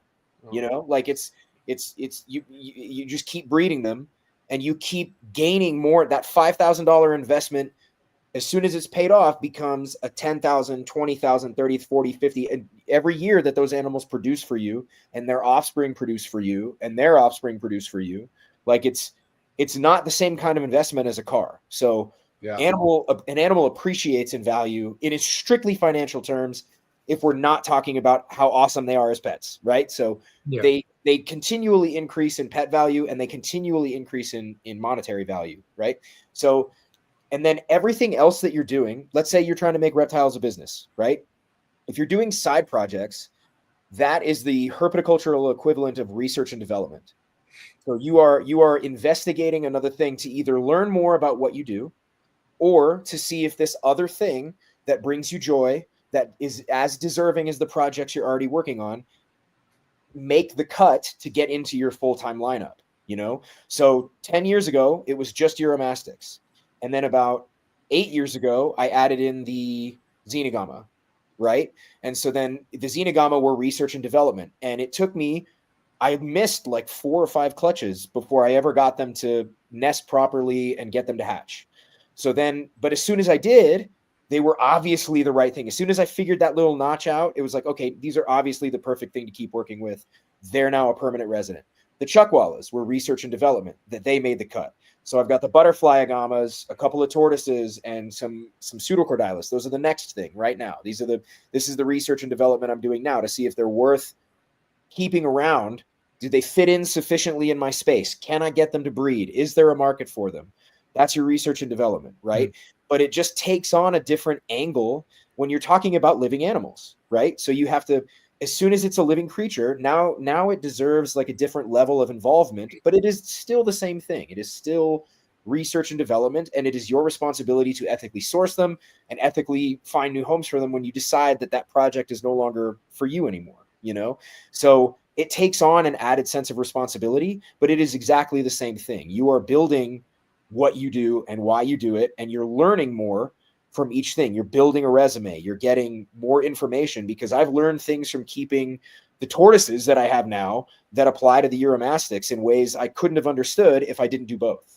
You know, so much to learn, man. And this is why, like, and I always say this coming from example, but like it's good to be excited, but it's also good just to slow down, because you're going to learn a lot. And there's some things that you could learn when you're at a level of like capacity, and you're like, holy shit, this one mistake's going to fuck you really up right now. And now, you know, when it comes to like, you know, spreading yourself too thin, it's easy to do in this hobby. Like, especially when you see all the social media stuff and you see all the trending reels, and you know, people think they can just collect things as babies, but then you don't understand, like, these things grow quickly. You know what I'm saying? And just all across the board. And I had to rehome my lace monitors, man. Like, that was one of the saddest things ever. And they went to good homes, you know, and I'm okay, but I really underestimated like the size individually that they needed. Like, you know what I'm saying? Like a goddamn whole room individually is what they need. Like, really, they need more space than you could possibly give them. And you know, and it was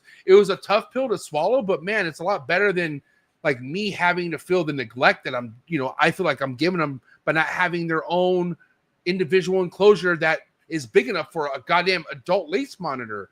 And, and adult lace monitors get really big. They're big. They're huge. Yeah, they're massive. Well, and I mean, you know, again, even these things of like enclosure size versus, you know, like how you keep and what stylistic, what kind of keeping you're doing, right? Like, I think there's a world in which there's like a very highly ethical methodology around rat keeping that can be totally great, right? There's ways to do it very well. And then there's ways of doing the most naturalistic, bioactive, triple espresso keeping on this side that can go horribly wrong, right? So there's no perfect metric. You're always working with an imperfect system in some regard. You are not nature. You're never going to recreate all of nature. So we're making a trade-off here, right? We're making a trade-off with the animals between, look, I'm going to give you the best life I can, and in exchange, you're no longer going to have to worry about food, water, predation, or finding your mate. Like, I got that all sorted for you. And I'm going to do what I can to make your life as good as possible in the meantime. So that's the trade-off we're making with these animals, right? But there's definitely like a point where when you start keeping large numbers of animals, now most of your trade-offs have to do with space and how much space and resources you allot to each individual animal, right? And most people will make a monetary, they'll use a monetary reason to say that I have to reduce my overhead in order to keep this many animals and be profitable. It's like, okay, well, that is referring to short-term profit, right? That's a short-term methodology. If you invest more into the animals that you're keeping and into their well-being, you are extending the life of that animal and extending the possibility of it both returning on the investment you put into it, but also setting an example for other people. So that has compound effects over time in the same way that compound interest does. And so I choose to give lots and lots of space, even to my very small animals, because I know that it's going to benefit them in the long run. Now, I've made the opposite decision with certain other species. My Uromastyx thomasi, I have chosen to keep them in smaller enclosures because they do better when I have them set up that way. They are happier, they are fatter, they are it's obvious that they're enjoying themselves more when I keep them in something smaller than I was keeping them, 5 years ago, or when I keep the ornates in, So making the best choice for the animal doesn't always look like going to one extreme in the way that you keep. And making money doesn't always look like going in the other extreme, in the other direction, and mistreating things. Like we are all of us, every one of us is looking for that beautiful middle ground where we can just cruise and ride that wave and not not crossing into a realm of lack of ethics, and we're also able to live like a good life, and we can, make some money doing it, So I'm still trying to figure out exactly how to make this perfect balance. Like I don't have it all figured out myself, but like working on it. But like, what a balance to figure out when you're growing into it, right? And I always just feel like the best way to do it is just to like slowly like understand things as you're going along, but like grow into that at the same time. Just it's the whole idea of like seeing somebody be successful with a certain reptile species, and then somebody goes, well, I could do that, right? Or they are like, well, I have a room that's empty and it's perfect for all this shit. And they just fucking, next thing you know, within 6 months, they got a room full of reptiles that they just found out about that year. Yeah. And trust me, I'm nobody to talk about this. I'm literally a spit image of this, but goddamn, did I learn a lot of difficult lessons. But also, I mean, I don't know. Like I said, because of those lessons, I have a lot of knowledge now. I feel like. But man, I had a lot of stressful nights too, Yeah. Well, I definitely think maybe in like 500 years, when there's like a really well-defined methodology for how to make a business out of herpetoculture and somebody puts it in a book somewhere, right? We'll probably have an understanding of what like the correct velocity is for at what rate to expand and sort of how and why that matters, Oh, yeah. But I think right now, it's just like Pokemon cards, right? Like people get caught up in their addictive, or what's the new thing? The they're like the modern day Beanie Baby. It's like this stupid little jelly. The Ultraverse or the Miniverse. It's called Miniverse or something like that, right? I don't know. It's like these tiny little plush. It's like plush. It's like reality, but mini, like small, isn't it? It's like plush patisserie, but it's seriously just like little baked goods, but they're like a Beanie Baby. They're like a stuffed animal, right? Yeah, that's new to me. The thing is, these are trends. There's like a hype moment. So we've all been in that moment where we get into something and we're like, I just got to get it. I got to get all of it. I got to have everything. Right. And so I think you kind of have to go through that a little bit, depending on the kind of personality type that you are. Maybe not everybody goes through that. Right. But depending on your personality type, you might have to go through that, because then what you find out is like, oh, there's a rate of over expansion. I overdid this. I overstretched myself. Like I wasn't ready. So the thing that I use when I'm teaching jujitsu is like, if I want to deadlift 800 pounds, I don't load up the bar with 800 pounds and pull until I can't pull anymore. You know what I mean? Like you build up, you work up to that. You're gradually pushing out your comfort zone little by little. I like to draw, there's like a little diagram that I have drawn on the board at my shop, and it's like a bullseye. It's a 3-tiered bullseye. So in the middle, it just says comfort zone. And then there's like a second ring, and the second ring, it says learning zone. And then the third ring on the outside, it says chaos zone. And so I have little arrows drawn going out of the comfort zone, but then staying inside from the chaos zone. So you're always trying to stay in that learning zone, right? Because that's like where you want to be. That's where you want to be when you're lifting. That's where you want to be when you're learning anything, because that's where you feel really, really good. And I think it's really easy for us to like push way out into that chaos zone where things starts to get really crazy. And that's where everything starts to fall apart. That's where everything goes haywire, because nothing's getting the attention it deserves. The things that you're really good at are suffering because you're trying to figure everything out over here and you're not paying attention to the thing that you're really, really good at. You got to keep that main focus. You got to keep it the main focus. Because if you don't, I have to snap myself out of it sometimes. Like I'll have like so much shit I have to do, and I'll just freeze. And I'm like, yo, what are you doing? Like, you need to fucking snap out of it. But then it's just kind of like it's like I'm in my own head, and I'm just like, I'm thinking about all the stuff I need to do, and I'm like, what should I start first? And then I'm like, wow, look at this YouTube clip. I better watch this. And then I'm like, dude, what are you doing? Like, get to work. You know what I mean? Yeah. Dude, I should have. Oh man. So I love okay. I joke about this all the time, but about once a quarter, I get like a total wild, crazy thought in my head that I'm going to go ahead and get Mississippi slimy salamanders, and I'm going to set up boxes and boxes of them. And I'm going to just like, I'm going to figure them out. I'm going to crank them out. There's like this is it. This is the thing. Or like, you name it. Like I have the weirdest ideas about things I'm going to do. And I think you have to, I think you kind of have to have that a little bit. Like I think creative, like generative individuals, it's just part of what your normal process is. It takes a while if something's going to stick, Like if something's going to stick, it's probably pretty meaningful because you're generating lots of ideas all the time. This is when I was doing artwork, when I was doing illustration, that's why you keep a sketchbook, is because you have to get out all the shit. You've got stuff you're thinking about all the time. You're generating images, you're generating concepts all the time. So you're sitting and drawing them out. And inevitably, you're going to do like 10,000 of them, and then one is going to make it to a final piece, just one, because that was the only one that was even worth it. And when you go back and you look at the other ideas, you were like, God, those were terrible ideas. Like, why did I do that at all? Like, I'm such a freaking idiot, So I think that, but again, it's where we have to be really, really careful when we're dealing with live animals because their experience matters, right? So Reals. It's always balanced out. You're always balancing out against the ethics of what you do. Yeah, and it takes time to really figure out what makes your animal happy sometimes, and that's why it's also good to make sure that you're understanding that, are you keeping it the right way? Like, is everything I'm doing what it should be? Just because your animal's alive doesn't mean it's like, it likes its surroundings and it's okay with it, like this is why sometimes it's, as lovely as it is, ball pythons being the biggest like gateway drug into the reptile hobby. Yeah, you could really neglect the living shit out of ball python, and you're not gonna know because it likes to hide. It wants to be in a fucking dark area, and that's it. If it's eating for you, then you think, all right, it's fine. And I personally feel like, I've gone on this rant many times, but I feel like ball pythons love being in Iraq, like that they want to hide. That's the kind of animal they are. Personally, I feel like, but it changes when you have other animals or other species that show you they really appreciate the husbandry that you're giving to them. And I didn't learn that until I got into monitors. Actually, retics. Like when I was going through my stage with retics, and I noticed they were pushing.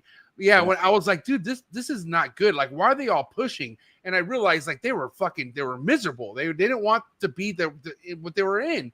And that's when it opened. That was one door opening thing for me. You know what I mean? I rehomed all my retics after that. But then with the monitors too, you know what I'm saying? Like, not that Mac Drain and Alice were like unhappy, but once they got to that size to what they were, and I tried breeding them, that's when I was like, holy shit, bro, this is not good. Because there were moments where Alice wanted to get away from Mac, and she wasn't happy, and she was like almost ready to fuck him up. And if she were to fuck him up, I had nowhere else to put him. So that's not a good position to be in. You know what I mean?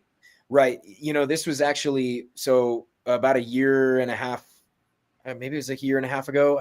For some reason, my timeline's kind of fucked up right now, but I donated my Egyptian Uromastyx to a zoo down in Florida. It's Ty Park's place, because it was just like, I was keeping them very well here and they were very happy, but it was obvious to me that even in these, I had them in 8.5 by 5 foot pens, these big open top pens, and they were absolute stars. Like Pork Chop was like a social media star. Everybody loved him, but like, it was obvious to me that I wasn't getting them exactly what they needed, and it was just, I knew Ty was going to give him a 15-foot cage, so I let him do it, and it just made sense for me. And, producing them became really difficult because the number of people who I knew who were keeping them very well, just the list was super small, and it stayed small, and I didn't like that. It makes me feel icky, right? So, you mentioned your retics.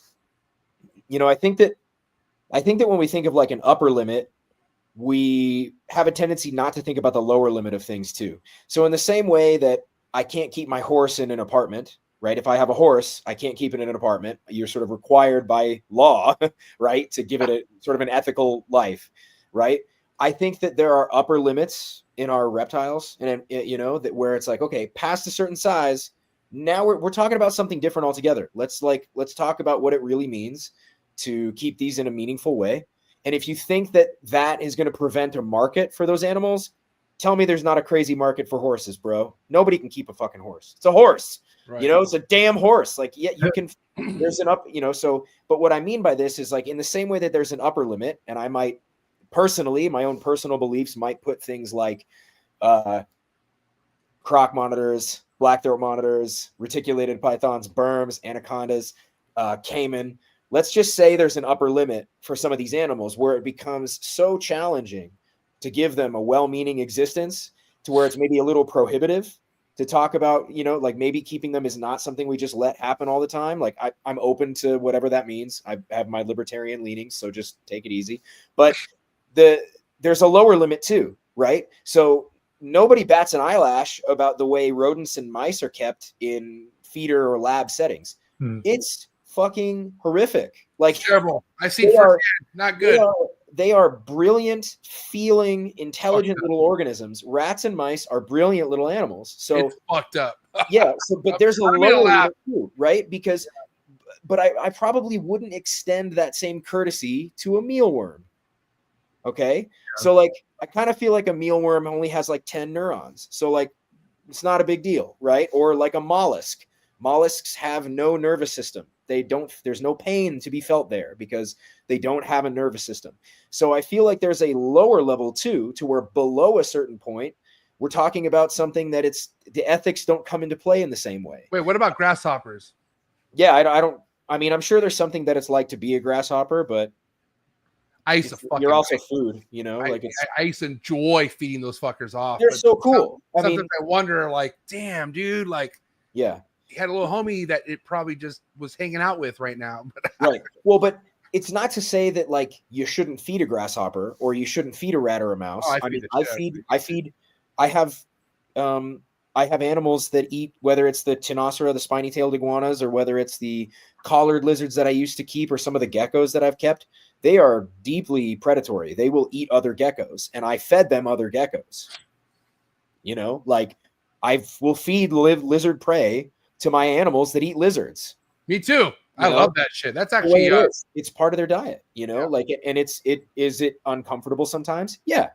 But that's the trade-off you're making. Like if you eat a steak, it's a cow, right? If you're feeding your dog, lots of animals had to die for your dog to eat. So I like that. I like that analogy at the lower end of things. Like, you don't think of that. Yeah, that lower end matters, right? Because that's going to help you have a different conception for what the upper end matters. Why the upper end matters, you know? It kind of goes back to the bullseye. You want to be in the learning zone, like the happy medium zone. It's a sweet spot, you know? This is a fucking epic podcast, by the way. This is a really good episode. This is next level.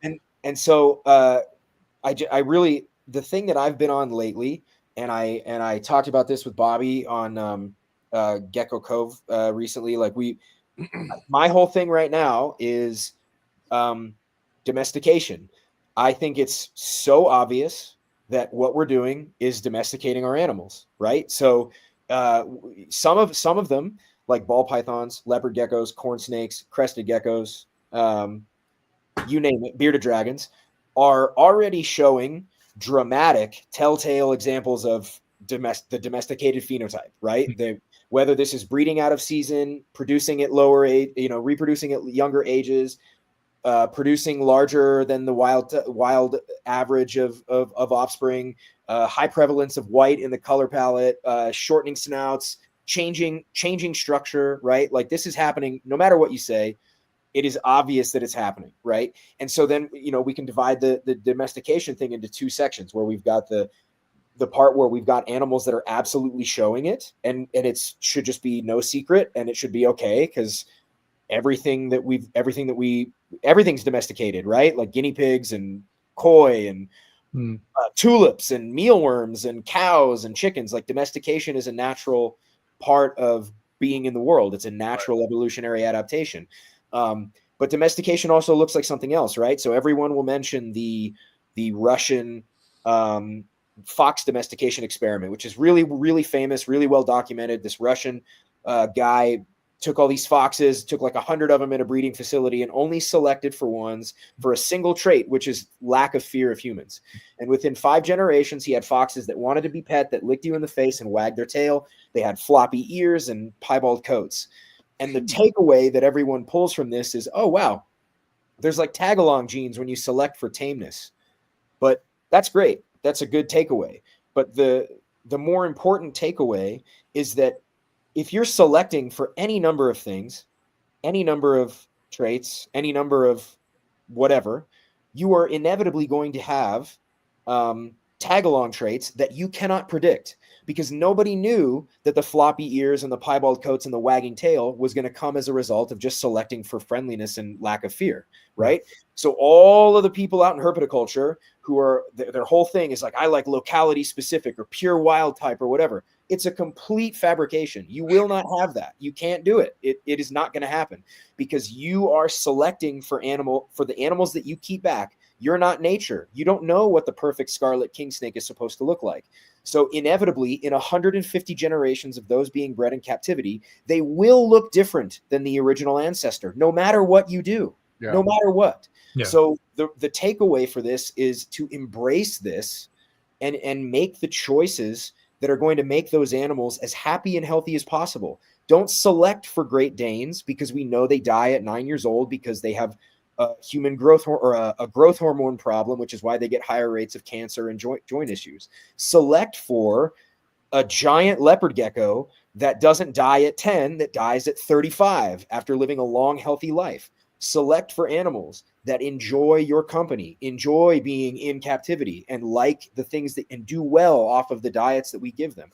Do not select for animals that have to have a C-section in order to have puppies. It's just completely irrational, right? You can track the. There's a book I read called Domestication by Richard Francis. You can track the correlation with racehorses between the amount of money injected into the racehorse industry and the rate of miscarriage and stillbirth in the horses. They track perfectly with one another. Yeah. Right? Because now all of a sudden the money is pushing against what the biology of the horse is capable of. And if we want to have horses forever, breed them to some weird shit. Breed them to some steppe horses. Like, do some hybridization, you know? Like, the idea of purity in an animal that's never going back into the wild is out of control. Like, go for it. If your favorite thing is a locality-specific granite night lizard, by God, more power to you. I want you to do that. Like, just don't. It's great, but just don't fool yourself about what's happening. You're going to change the animal, and you therefore embrace a little bit more the hybrid world, the morph world, because these are they're not problems. These are God. I'm going to go on forever. What's a wild type? If you find an albino chuckwalla in a rock pile in Arizona, does that not qualify as fucking wild type? Yes, it does. That's a wild type lizard. So it doesn't matter. These we're arguing over things that are. It's all a facade. it's all a deep fake to get you to not know that we're in contact with aliens. No, I'm just kidding. Yeah, I mean, honestly, this is really eye opening, to be honest, because it makes sense what you're saying. But it's just also something that people don't. They don't. I mean, where do people talk about this type of shit? You don't hear this stuff. You know what I mean? Well, I mean, most people are just like, they're just doing reptiles as like a side thing, you know? Like I have a friend my friend John, who got me into fly fishing. He's a guide and he's been fishing since he was like 5. I bet he could go on at length about like why it matters that you want this one particular line and leader set up and like 4x tippet when you're fishing this kind of fish in this kind of weather with this kind of fly, with this kind of cider material and this kind of, you need a 7-foot 3-weight rod and this reel, because he's in depth. He's like in the weeds. And the only reason that I'm talking about this stuff is because I have like a mental illness and I can't stop thinking about this shit. You know what I mean? Like I just read, I'm in the middle of a book called Why Did the Chicken Cross the World? And it's all about like chicken domestication and how they spread across the globe. Wow. And I learned that when the chicken arrived in like Iran, there's a belief system called Zoroastrianism. And in that belief system, the devil figure, like the evil figure, is called Angramanyu. Well, Eublepharis angramanyu, like the leopard gecko, it's like the huge leopard gecko species. And you're like, whoa, like I didn't know that. Well, apparently there were plenty of people who knew that, who were really, really into Angramanyu. I didn't know that, but it was like a cool way of getting to that answer and finding that out about like, why did they give the Latin for this thing to be this like devil name? Geckos are super cool. Like, why did they call it? Maybe they believe they're poisonous, like they do of the Abronia and some of where the Abronia are from. Right. So my problem is like, I can't help but think about this stuff. It's just the kind of stuff that I'm really, really, really interested in. And I can't stop thinking about it. So it doesn't mean I'm right. It's just like, this is the kind of shit that goes through my mind when I'm like, can't fall asleep at 3 a.m. I love it, but we got to land the plane here. So why don't we have Stephen, why don't we, let's hear a wrap up topic or question that you might have for Phillip, and I'll go after you. Yeah. So I think a good question to ask after this conversation would be, you now today, what's one or two pieces of advice you would give to yourself, say 14 years ago? Good one. Oh man. Probably just not just don't stress out so much. Like it's all a fucking game, right? Like the worst things that you think are going to happen to you, like the things that feel like they're going to be a disaster, they're not a disaster. It's okay. Yeah. Probably that. Just like develop a little more resilience and read more stoicism, maybe. Yeah, that's a great question. I don't know. I think that maybe other stuff like buy Bitcoin, like Yeah. Yeah, that's I'm gonna take it back. If I could give myself advice 14 years, I'd buy and hold Bitcoin, dude. Hold it to 2024. Oh my god. That was a great answer. We're going to the moon. That's yeah. Let's fucking go. Yeah, that's great. All right, my question for you, my wrap up question for you, Philip, is overall market feeling wise, with the popularity of just the reptile game in general, like if you could control how popular the species you're working with gets, where would you want to take this? Like are we talking ball python level if you can, like sky's the limit, or do you feel like that's asking for asking for something we don't want right now? You know what I mean? Like, where do you want to take this? All right, so my answer will depend on what herpetoculture looks like from a base level in like 100 years. So if in 100 years herpetoculture is sufficiently revolutionized by innovative people and companion AI to where we are able to give the very best baseline level of care to all of the companion animals we have in the world, I would love to see Uromastyx being one of the most popular animals on Earth. They're beautiful. They're some of the most incredible, interesting, and unique lizards that I've ever encountered. There's a reason I've stuck with them for so long. They captivate me in a way that I can't understand. But if the herpetoculture of 100 years from now looks exactly like it looks today, I don't know. I would like to see them get a little more popular, but maybe not too much more, because I don't want it. It just depends, like I don't want to see them being hawked for $20 somewhere. That's what I'm saying. Like with popularity means more people, and people just fuck things up. That's the, it's a part what we do. Like the more people involved, the more chances someone's going to fuck it up. You know what I'm saying? Yeah. Well, sucks. I mean, maybe that's why we need some companion AI, because then like that companion AI it'll be like, listen, Jim, that's a little unethical, don't you think? Maybe by then everyone will have those Tesla robots that are like fucking like their mates, and imagine having a robot that is like set to know perfect breeding habits, like stuff that that was successful the year before, and it's there to correct every step. That might be next level. I don't know. Well, sounds expensive. Do you mind if I give one Oh, dude, go ahead, please. Really quick before we stop. Yeah, please. So, if you look at other like domesticates, many of them have kind of become like a cultural icon, right? So if you look at like a chicken, there's a lot of symbology in ancient cultures for chickens, but there's also like a lot of like nomenclature, like the cock of the walk. You're being a chicken, you little bitch, but chicken bitch, like whatever. You strut like a chicken. There's a lot of like it's entered like the cultural lexicon.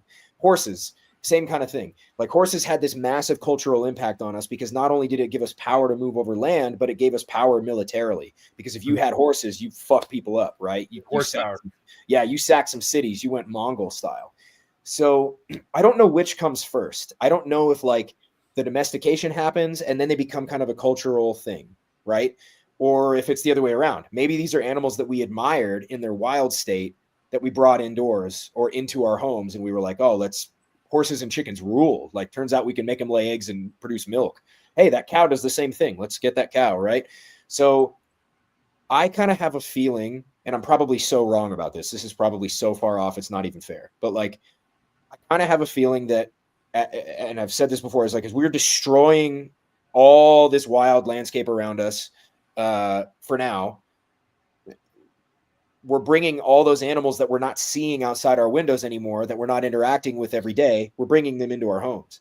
So what I'd really like to see is I'd like to see a world in like 100 years, 500 years, 1,000 years, where reptilian and herpetofauna domestication has sufficiently changed, or has taught us a sufficient amount about our psyche and about the world we live in, that they become cultural lexicons. They become something in our culture, like cock of the walk, or, you know, like that's fucking king lizard over there, some bullshit, something, some as of yet to be described, like slang about reptiles, you know, like more symbology. I think I'd like it's not negative either, because I think as of now we just have negative symbology with that. Like you're a snake. That's not the grass. Yeah, like positive verbiage, positive nomenclature, you know, like, my God, that dude's stoic as an iguana, you know, like, because I mean, or a tortoise, right? Like a tortoise is so stoic. Like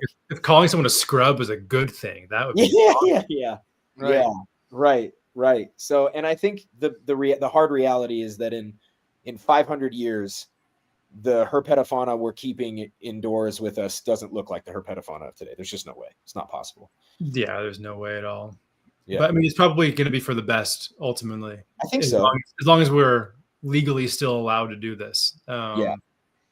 You know, I feel like we're not seeing regression as a whole. Obviously there's people who are fucked up, but as a whole, I think we're trending in the right direction. I do too. Yeah. Which is why it's so important to have more people involved and have them involved in the right way. So making sure we're not like gatekeeping and pushing new people out of the hobby, bringing people in and encouraging them, drawing a bigger circle, right, to include more people who are like you. Like I'm amazed at every facet of herpetoculture. It blows my mind, from the most incredibly like Roy's setups with his spilotes are just, they're so beautiful. There's so many ways in which he does it right. And I love that. And I just sit and scroll on Instagram and just look through John Scarborough's leopard geckos. Like, my God, that's one of the most beautiful creatures I've ever seen. Like, how did you make that? You know, it's like all of it's amazing. So draw a bigger circle, bring more people in. Phillip, you're different, bro. Like you gave love to leopard geckos right now. Like that just does not happen. I know, man. I know. I respect you so much. Like, Thanks, fucking epic. This is a great episode. But listen, I got hot seat questions for you before I let you go. Okay. And then Steven, why don't you end it with one hot seat question for him at the very end? You cool with that? Like a fun one, or like a Well, I don't know, Steven. You pick, dude. It's a hot seat question. Okay. All right. Make it hot. All right. What does the hot seat mean? Does that there's like a limited answer time? You just got to answer as quick as possible. If not, you're gonna look like a loser. You don't want to do that. Okay. Yeah. So I'm just kidding. You're not gonna. But listen, it's all about the quicker the better. Okay. All right. So guys, do me a favor. Get the likes up right now. It is hot seat question for Phillip. And like I said, man, the quicker the better. Okay. Okay. Sure. All right. Here we go. Hot seat questions. Damn, it's been a while. I don't even know where they're at now. Where are they at? I should know these by heart now too. 530 something times or whatever. So okay, here we go. Egg cut or no cut? What does that mean? Would you ever cut an egg, like a reptile egg, or never? Like no, never. Favorite species of lizard? Oh, Fiji crested iguana. Easiest lizard to keep? Oh, leopard gecko. Yay imports or boo imports? Yay limited responsible importation. Yes. I need that. I'm going to ask that one more time, sir. It's a yes or no. Shit. Yay imports or boo imports? Yay imports. One reptile you would import to your collection anywhere around the world, what would it be? Naltinus geckos, some of the Naltinus species from New Zealand. I to me, they look like they're the most beautiful thing in the world. I can't believe it. One reptile nobody should import. Leave it alone. Don't touch it. Komodo dragon. Don't touch it. Nice. Respect. Leave them the fuck alone, dude. Just let it be. Dinosaurs, dragons need to live in the world. To spray and mist your reptiles or to not spray and mist your reptile? Depends on the animal, but yeah. Yay sports or boo sports? Sports? Yeah. Yay or no? Fuck yeah. Yeah. Hell yeah. Sports rule. favorite sport? Even though I know maybe I have the answer to this, but what's your favorite sport? Actually, judo, not just jiu-jitsu. I think because I've been doing judo for like 12 years, and I love judo. Yeah. Really? Yeah, I like jiu-jitsu is my passion, but I admire judo and wrestling so much that because I can't do it very well. I'm okay, but not very good. Steak or fish? Oh man, steak. Yay alcohol or boo alcohol? Nah, boo alcohol. I don't really drink. West Coast rap or East Coast rap? Oh, East Coast. Nas for sure. Yeah. Oh wow, you're right. I was gonna ask you what's your favorite wrestler. Nas, dude. Hell yeah, he's the GOAT. Favorite Nas album? Oh, Stillmatic. Oh, yeah. Why is that automatic? Still, I just first thing in mind. All right. Yeah. All right. Little word association. Just say the first thing that comes to mind. You ready? Okay, sure. Milk. Cow. Substrate. Dragon. Reptile industry. Fuck. I don't know. Reptile industry. Ball python. FedEx shipping. Terrible. Instagram trolls. God, I want them to die. Okay. And I'm not mad at if you don't say the answer I want you to say, because I understand your ties and I get it. I'm just spitballing. I'm just fucking say the first thing to come to mind. All right. Wait, hold on. Before I say this one, favorite choke. Choke? Oh, which jujitsu choke? Triangle. Triangle. Okay, perfect. Yeah, all right. Last but not least, first thing to come to mind. Coolest reptile network in the world. Oh, Trap Talk, baby. Yeah, I was there. I'm not gonna lie. I gotta give an honorable mention to the Animals at Home Network. Yes, that's I fuck with Dylan tough. Hey, listen, I will say shout to Dylan. Respect to Dylan. Love his work. Always been a fan of Dylan. Okay. But all right, Kush, take us home. What do you got? Okay. So this is predicated on are you like an active UFC fan? I assume you are. Oh yeah, for sure. Okay. So would you rather see John Jones versus Aspinall or Pereira? Ooh. God damn it. I will right now, I think I'd rather see him versus Aspinall because of beef. Yeah, he's a thick boy. He's large. Pereira, if he gained 10 or 15 pounds of muscle like 2 years ago, maybe then I'd want to see Pereira more. But I don't think Pereira's grappling doesn't look very good. So I think John Jones would murder him, whereas Aspinall is more well-rounded. I think more well-rounded, and the size is more matched. Like those are two big boys, bro. Like, and it's more of a mismatch career-wise too, because like John Jones is at the tail end of his career. And the other guy's up and coming up, but Pereira is also kind of at like the tail end of his career, you know. Right. So I think Aspinall probably. But Aspinall like making it seem like John Jones is ducking him is wild. You know, that's chaos. That's why I'm like, dude, this guy is so deadly. Are you kidding me? John Jones is the fucking GOAT. He can do whatever he wants, like in terms of fighting, you know. Like, and I say that, whereas my personal GOAT is going to be Habib, right? So Habib's the man. I got nothing but love for Habib. When he jumped the cage to beat the shit out of Dylan Dennis, I was like, wow, this is great. I love this. Hey, fuck Dylan Dan. I can't stand that. I'm so glad he's gone. Jesus Christ, man. Yeah. But listen, hey, I need you back for sure. We need another episode for sure from you, Philip, because I know we could go another 2 hours easily. All right. You're that much packed with knowledge. So I appreciate your time. Why don't you go and just shout out your plugs as far as where people can follow you and when's the next PH episode happening? Why don't you just say all that now? Yeah. So Project Herpetoculture podcast, which is on the Animals at Home Network. You can find that anywhere you can find podcasts. Next podcast will come out next Friday. And then my personal page is Arids Only on Instagram and YouTube, and aridsonly.com. Yeah. Cool. You'll find all the links to in the description below. So make sure you go check them out, and more importantly, get the likes up. And it's a wrap for the homie Philip of PH. Ladies and gentlemen, give it up. Thank you, man. Hey, nice meeting you, Philip. I appreciate you, bro. Yeah, you too. Thank you so much. This was great fun. I really appreciate it. We'll do this again soon for sure. Thank you, bro. Sounds great. Later, Philip. Bye, guys. Take care. Epic, dude. That guy is sick as shit. Yeah. Brian was right. He's like, bro, you're gonna hit off with this Philip guy, and I'm like, yeah. And then he was right, sure enough. But what do you think, man? What's your overall, your final thoughts of tonight's episode? No, dude, it's awesome, and guys like Phil, I just love people who think like from a different point of view, like a deep big picture standpoint, and really, really go deep on those topics. The episode we did, we kind of both had like scheduling conflicts, so it was only about like an hour and a half in the middle of the day, and just, I mean, by the time that 90 minutes hit, I felt like we were just like beginning the conversation.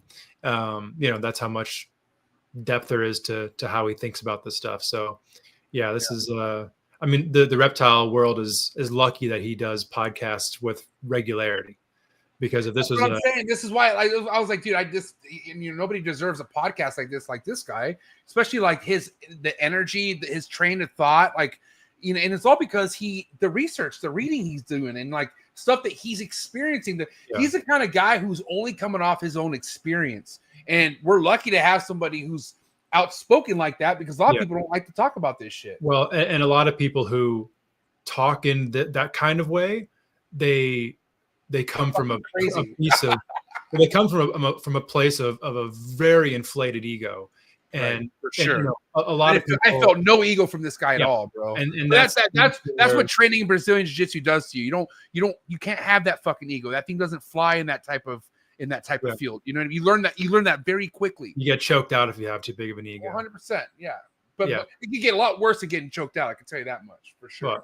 If you're not humble, For sure. But I'm glad you said that, because it kind of goes back to the balance of having somebody who wants to tell you what they're thinking, but they don't do it solo sometimes on a podcast. And the fact that he's reaching a point right now in this point where he could be doing solo episodes, man, I imagine him on rants going solo like that, bro. Like, shit's gonna be gems.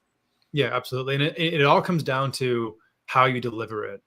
And it's just this is what I'm thinking, and not I'm telling you what's right. That's where the distinction is made between somebody who is really engaging to listen to, and somebody who you listen to for 15 seconds you want to punch in the face. So I think I've been that guy before, for sure. No. But bitch, who's punching me? Nobody's punching me. All right. Thank you so much, Steven. Honestly, guys, you're going to see a lot more Steven. I told Steven at the end of last year, I really miss our fucking unfiltered vibes that we've had, meaning bringing people on Phillip, like the gems that we have in the industry, and busting out minimum 2-hour podcast. I honestly, man, I should have delegated my schedule better, because I felt like we could at least got 1 good hour left out of Phillip tonight. But that's why I'm going to bring him back. I think it's more part 2 worthy than stretch to 3. That's what I'm saying. Definitely part 2 worthy, which we'll do. And so, Steven, before we let you go, even though you say it every Wednesday, why don't you just shout out where people can follow you, and where people could hear you on the network and all that good stuff. So yeah, for the podcast, every Wednesday night, Cush's Corner here on the Trap Talk Reptile Network. And I'm very appreciative for everybody who does watch and listen routinely, and hopefully anyone who's here tonight unfamiliar with me would be willing to give a few of these episodes a chance. But yeah, no, it's great. I love doing it, and I have no intention of stopping that. But then otherwise, Instagram is at Scrub Shepherd, just Stephen Cush on Facebook. And then the YouTube stuff is going to be, if everything goes well, starting up tomorrow. So that'll be trying hard to get that out there and, beat the algorithm. So. Okay, I was going to say, don't even worry about the algorithm right now, buddy. Just put it out there and don't give a fuck. Don't worry about the views. Because you're going to get let down. I'm telling you right now. YouTube is brutal. It's all stuff that I feel like is evergreen content, where someone could watch it in 4 years. That's what we do, bro. We plant seeds that help people that are coming in years from now. You know what I'm saying? Yeah. So that's what you got to look at. You got to look at that. The content you're putting out, it's not about the reach it gets right now. It's about what it's going to do throughout the years. You know what I'm saying?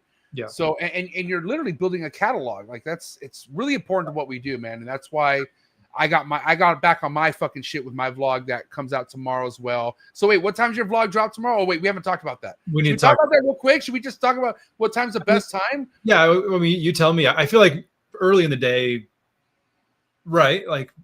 Well, okay. Rule of thumb, from what I've heard, you always want to post by noon East Coast time. Okay.